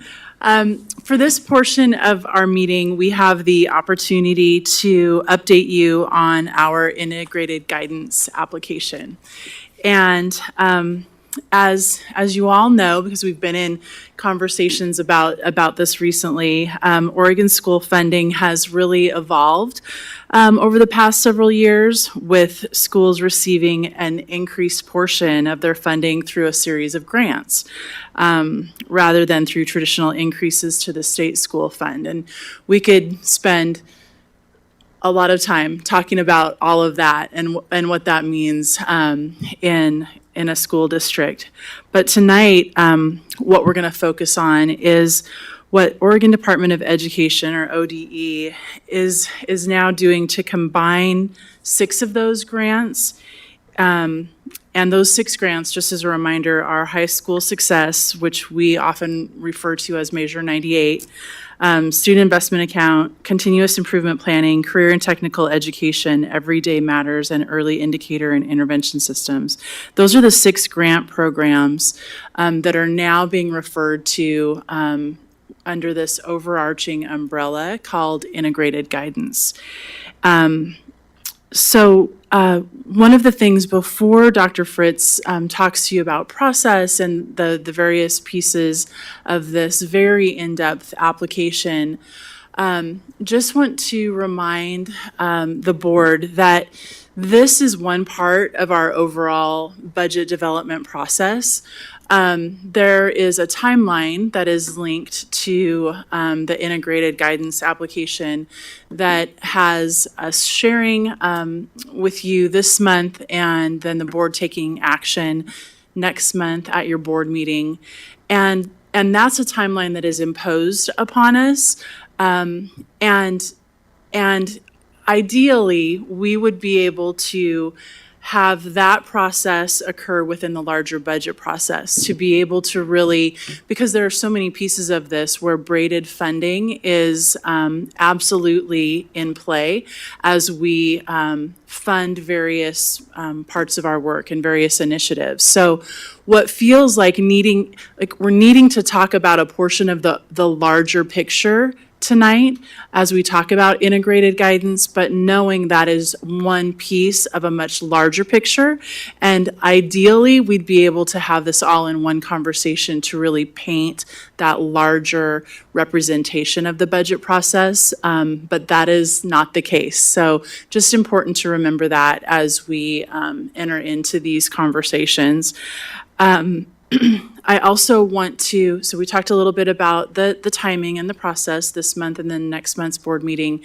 And I really want to appreciate Dr. Josh Fritz, who has taken the lead and is leading our team on this effort, which has been very time intensive, very stakeholder involvement heavy, as it should be. And want to appreciate you for that. And with that, turn it over to Dr. Fritz. And that being said, earlier, much of my team was here and they've all left me now. I'm going to go through as quickly as I can because it's late and many of these things you've heard about already. Next slide, Shelley. The purpose of this presentation is really to share what has been prioritized in the plan, giving the range of inputs. Many of these grants have very strict limits on how they can be used and in what combinations and percentages, but also to explain how the plan was developed, to hear any feedback that you all might have. And then, as it's already been mentioned, we'll bring this back next month with any additional feedback that we've gotten through Engage BSD, as this plan is up on our website at this time.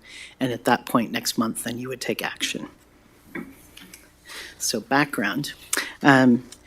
This really rolled out over a year ago. The idea was that this was an integration of efforts to theoretically make the process of applying for grants for school districts easier.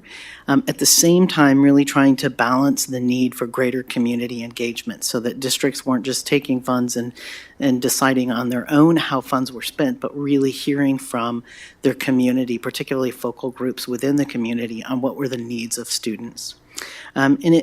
Repeatedly, ODA said this is a way to reduce burden and redundancies so that you're only applying once rather than 6 times. But the reality is, I will just say, and my team would back this up, is the amount of work has been more than 6-fold to get to where we are today.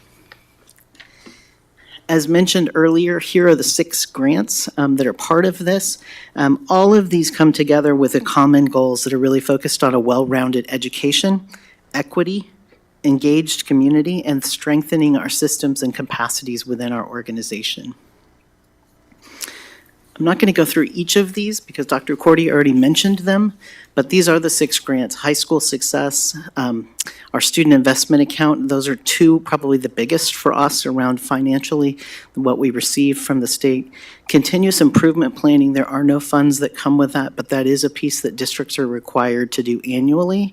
That actually goes away. This is in place of the Continuous Improvement Plan.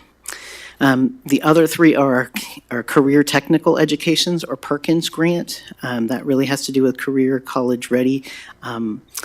Our Everyday Matters is around attendance. There are no funds tied to that, but again, we're required to embed that into this process. And then Early Indicator Intervening Systems, very small amount of money that comes with that. Okay. So we started out in September of this past fall working, and the first charge, every district is required to have a planning committee. And the role of that planning committee was really to identify who were our key stakeholders, to develop a plan for engaging those stakeholders. We went through a comprehensive needs assessment, beginning with looking at data, and we're going to look at some of that here this evening. And then from that assessment, using a district equity lens, I will say that was the one place we were ahead of the curve. We already had an equity lens, so we didn't have to go through a process of adopting that. But also that team then really assists in the application process. Many of you have seen kind of a draft of that, which is about 28 pages long. I will say there are many, many folks that have been part of writing that and gathering the necessary pieces for that. Next slide. Up there on the slide are all of our planning team committee members, and again, I'm not going to recognize all of them. I would have if they were all still here with us this evening, but many of them have now gone home. What's important to notice is that these are folks that have been coming together since September every Thursday afternoon to do this work, and that group is really representing a wide variety of voices in the district, elementary, middle, high, within that, all of the various kind of departments and focal groups within the district.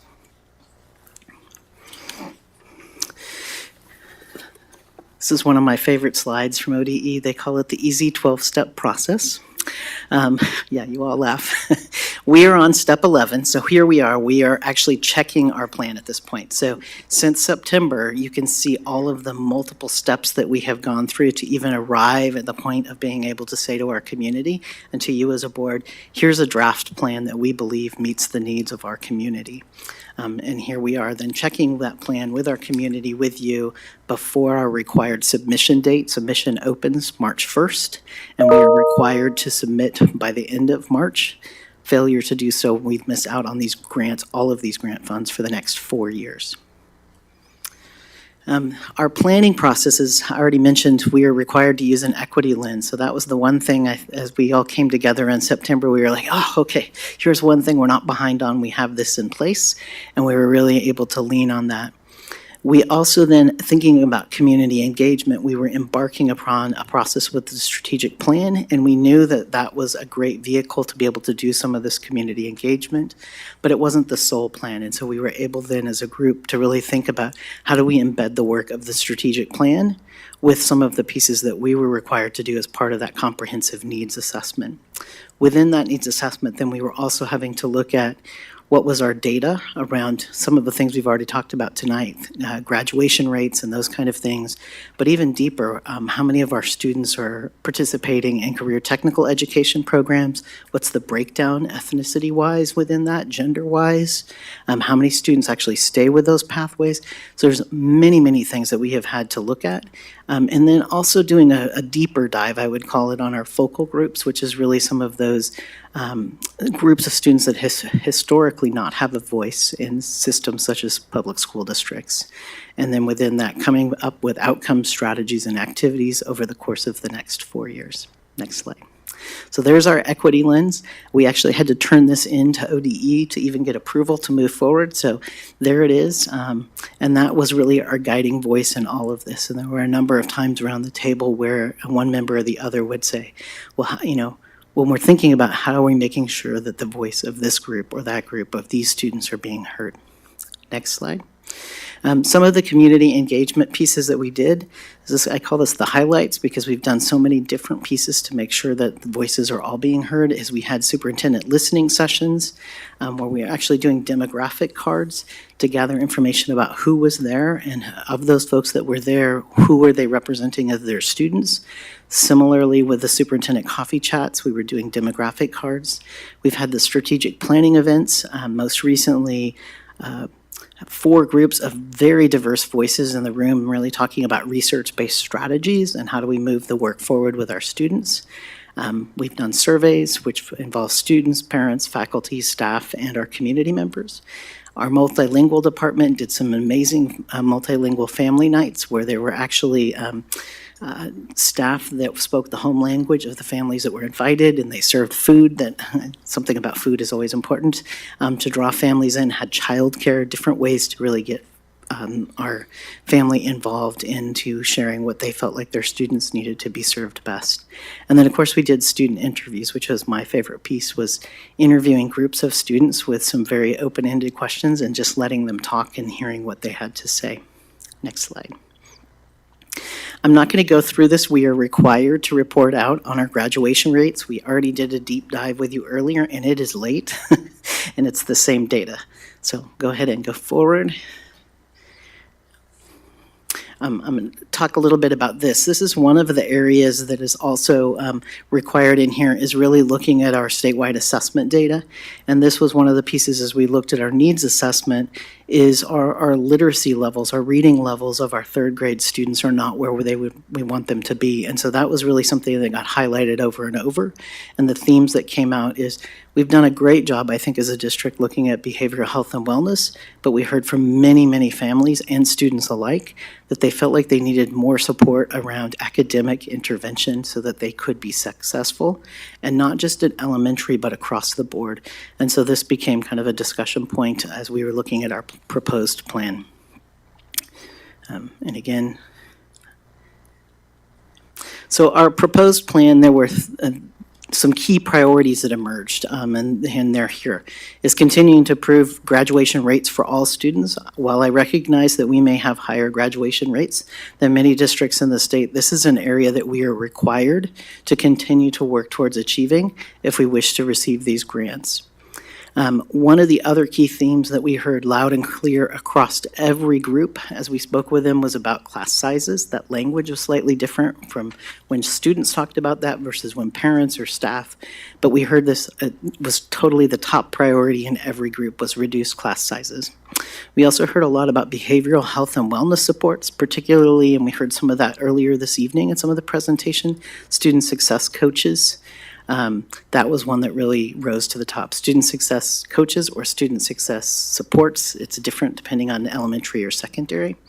Academic interventions, as I mentioned earlier, lots of discussion around a more robust multi-tiered system of support that looked at the whole child, not just behavioral health and wellness, but everything that child needs to feel like that they belong and are being successful academically and behaviorally. And then increase dual credit offerings and career technical education opportunities. Again, I'm not going to read through all of these, but here is really what our intended outcomes are, is that we would be increasing graduation rates for all students regardless of their demographic group, continuing to close that achievement gap, and that every student, regardless of what focal group or demographic group that they belong to, that they would report an increased sense of belonging at school. And again, these are our key areas. So there's 5 areas really. It's talking about graduation rates, CTE rates, rigorous standards-based learning. Within that, then the next section just talks about the proposed plan, and I believe that all of you have had a chance to look at that. And so in the interest of the late hour, I'm not going to go through and make you see all of that. I do want to highlight this slide here. This is really our key investments. And really what we have done here is it's not a drastic change from the SIA plan that was laid out last time around. But we really did intentionally also think about some of the things that have been built into the district supports over the last several years using ESSER funds, because we knew that those ESSER funds were going away. We have a one-time opportunity with this grant to build in anything that has been previously funded under a grant to consider how that would fit into this. Normally, we would be looking at what are new opportunities. So the plan is not vastly different than what we have been doing in the past, but these are the key proposed investments. And then within that, there's always dream big, right? So if you look at the data, there was a document that was shared with all of you that had that budget piece. There's an additional tiered tab, and I believe there's just over 7 million. That was the dream big. We didn't want to leave those things off of the plan, because what happens is if we were to get more funding, or say we set out to put something in place and we can't hire for a particular position, as long as it's on that tab as an additional funded piece, then we're actually able to just build that in rather than having to go back to the Oregon Department of Education and say, oh, we want to change our plan. So I don't imagine they're going to give us $7 extra million a year, but nonetheless, we have that on that tiered tab. I also want to talk just really quickly about the definition of success, because this is very different. When SIA was first rolled out, it was kind of extra funding for districts. Initially, there was this idea that there would be some sort of measurement to measure that the funds were being used accurately and successfully. And then the pandemic went and hit, and so that was taken away. The state has built that back in, so when this plan gets approved, I'm talking in asset-based language here, when the plan is approved and the state says we are a go-ahead with this, the state will actually be working with us to co-define goals. I already mentioned around graduation rates. In fact, if you go to the next slide, they will be working with us on these longitudinal performance growth targets. And you see there, we will have to have goals set around third grade reading proficiency rates, ninth grade on track rates, regular attendance rates, both our 4-year and 5-year graduation rates, and then any other local metrics that we decide. But those will actually be co-designed between ODE and the district. Our planning team has already been doing some initial thinking and planning around that. For each of those areas, there will be 3 goals, so it's pretty intensive. So there's what's our baseline goal, what's a stretch goal, and then what will be our gap closing goal for each of those areas. Districts are going to be held accountable to those, meaning that we are expected to meet those goals, or there may be the risk of not being funded in a future cycle.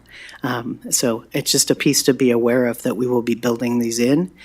When we get to the point where the plan has been approved and there's actually a grant application saying these funds are coming to us, that grant application will come back to all of you, probably in June, and it will include these longitudinal performance growth targets. And at that point, then you'll be asked to approve those growth targets as well. Okay, next slide. Which brings me to the last piece. Well, we have to make sure that this is submitted by March 31st. In fact, there was an email from ODE today saying there will be no extensions. You must apply by March 31st to be considered for these grant funds for the next 4 years. Then we're in what I call the hurry up and wait phase, because ODE will be reviewing the application to make sure that it is what they're calling sufficient, and then they're actually putting together quality panels made up of public citizens who will then weigh in as a second review of the application, and we will probably most likely not hear until late June whether or not we have been approved for these funds, and if so, what those co-facilitated longitudinal performance growth targets are. So just know that I will be back here next month to talk about approval of this plan, and then I will probably be back again in June for hopefully a grant application. Comments, questions? Questions from the board? Okay, thank you very much. We appreciate the thorough presentation. Right, next up we have board policy revisions, and Camelia will be joining us.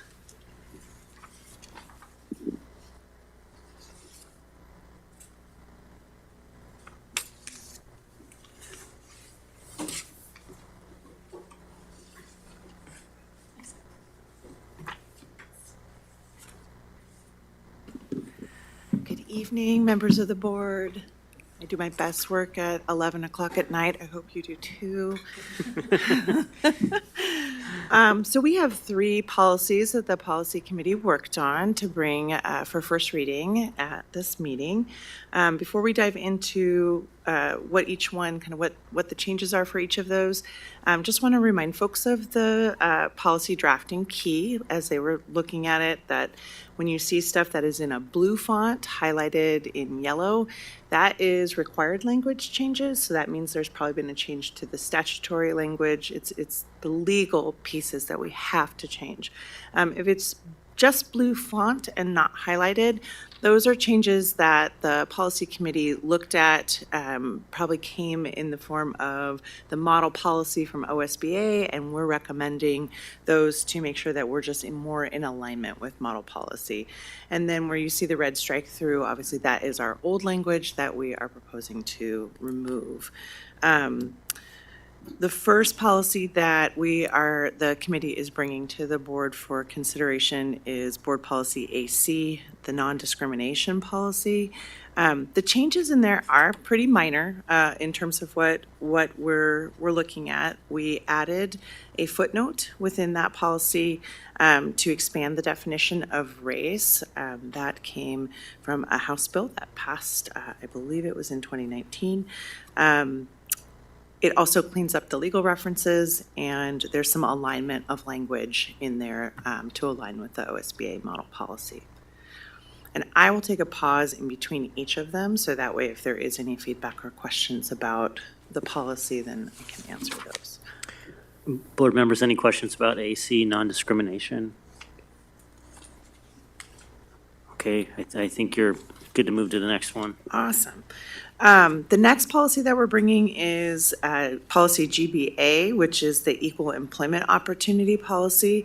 The changes that have been recommended in here are that there's been some legal changes to expand the list of protections around equal employment to include pregnancy, childbirth, and any related medical conditions, as well as an employee's service in the military. Military service is now protected in terms of an unlawful employment practice to discriminate against folks related to that. This one also includes the footnote to expand the definition of race and some other legal reference cleanup in there. Board members, any questions on this policy? Okay. Awesome. The last one that we are bringing this month is JGAB, Restraint and Seclusion. This is probably the most dramatic change on paper in terms of just seeing all of the highlighted language. In 2019, Senate Bill 963 passed and was a lot of extensive work around the definitions for restraint and seclusion, as well as redefining sort of when those can be used and all of those pieces. The language that the committee looked at and that we're moving forward, this is all pretty much derived directly from the statutory language because it's so regimented in terms of the definitions and what you need to have in policy. So I'm happy to answer questions about any of that language. It has been vetted by our special education department. So not just my eyes and the committee's eyes, but also special education. Questions from the board? You guys are great. Oh, I think Ogana has a question. Okay. I saw her hand come up. Ogana, you're muted, I think. Okay. Hi, Camila. Hello. So my question, you mentioned these policies were vetted by the Special Education Committee. Is there an equity committee that vets this policy as well? No, it wouldn't. It wouldn't be a committee. We have had this policy looked at by our special education director, so that they are putting their eyes on those specific legal changes that that are being proposed. And most of the language, like I said, is we don't have a lot of leeway with it because it is taken directly from the statutory changes. Okay. And do we also have a way of communicating these changes to our teachers and making them aware and how to implement it? Yeah, that's a great question, Ugana. What I would assure you of is that they have already been doing training to these new restraint and seclusion guidelines since they were passed in 2019. Danielle Hudson and her team and Kelly Raff, we already have that training embedded for our staff on all of those updates and changes. We now need to get our policy up to date so it reflects what we're doing in our buildings. Okay. Thank you. You're welcome. Other questions from the board? Thank you, Camelia. We appreciate your work on that. Okay, we're now in action items.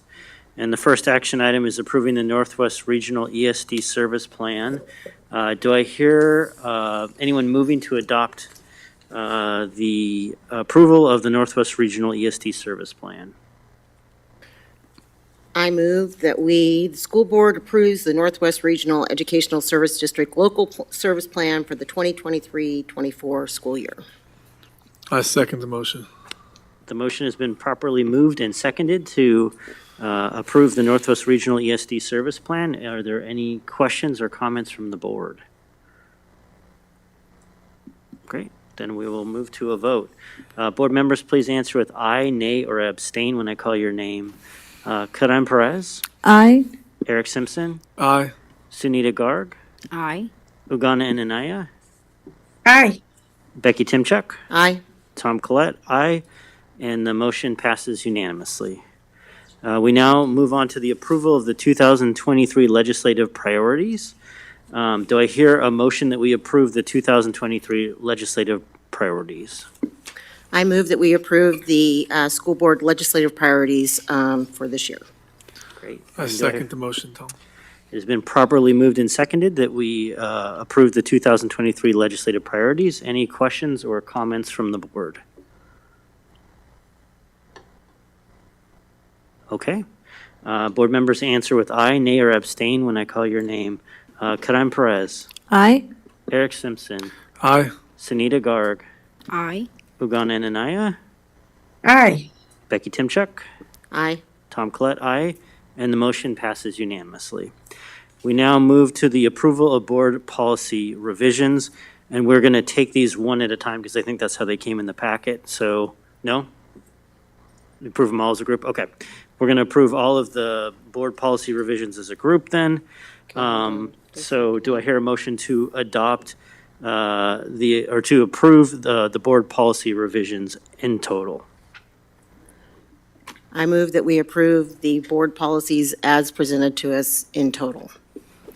I second the motion. Great, it's been properly moved and seconded. I know, Dr. Balderas, you had a comment on this item? Yeah, I think we had a late night email from a group with questions regarding our expulsion board policy. And the board policy really has to do, this in front of the board for tonight that we've had for about a month is regarding gendering and also the defining student records. I think the concern from the community group really has to do with more of the procedures around expulsions. And that's something that we are going to be entertaining next month at a board study session, that you'll get more information in terms of process, procedure, and more details about expulsions, which we don't do very often in our schools. It's something that it's a last resort for our students. So we'll get more information at a study session that's been planned for some time, led by Heather's team, Dr. Cordy's team, for next month. But again, for tonight, for this action item, has to do with gender, ungendering language in terms of and also defining student records. So I think the parent group had a more of a procedural concerns that we will be addressing next month. Any other questions or comments from the board? Karen? Yeah, I think I was kind of pointing out the pieces that the policies kind of help us stay in line with law, the state laws, and then the ARs are what help us, or the staff put together to help us implement the policy. So I think, like Dr. Valdera said, we're the board, I know Ugana and multiple people have asked to talk about behavior and those pieces, and so we have that study session coming up. And then we also have like state, Every Student Belongs, where we had a committee that looked at hate and bias in our policies around and how we would support students. And again, that was a committee that looked at it with multiple people from the community and staff to develop a policy, but then the staff came together to put together the ARs and the complaint forms and all those pieces. So it's kind of similar to that. Any other questions and comments from the board? Okay. Board members, answer with, sorry, Ugana. I just want to mention that in addition to what Dr. Balder has already said, just letting our community members out there know that we've heard your voices. We've seen all the letters, the emails that you sent, and it's important that we keep hearing from you. It's important that we keep getting your feedback and your perspective. We're not ignoring that. But tonight we'll be voting on the updates to the language of the policies as mandated by law. So it's by no means an ignorance or ignominy of your thoughts and of your positions or your opinion. Just know that we have heard them. And as Dr. Badera said, we'll be discussing those in details in another school board session. Thank you. Any other questions or comments? Okay, great. Board members answer with aye, nay, or abstain when I call your name. Karan Perez, Aye. Eric Simpson, Aye. Sunita Garg, Aye. Ugana Ananaya, Aye. Becky Timchuk, Aye. Tom Collette, aye, and the motion passes unanimously. Now's the time for communication from board members. Anybody have any communications for us? Karan? Was able to participate with many of our staff members at the coffee chats before the snow apocalypse. And I just wanted to thank our staff for being there. I think for our community, those are really amazing spaces to come and voice your questions and ideas. And really, you have a full room of our cabinet there to answer you and to help address any issues that come up. So I wanted to thank our staff for being there. Just wanted to say that out loud. Thanks. Any other communications from the board? All right, well, thank you, everybody, for hanging in there for a really long meeting tonight. Appreciate staff, board, everybody's effort, and have a good evening. We're adjourned.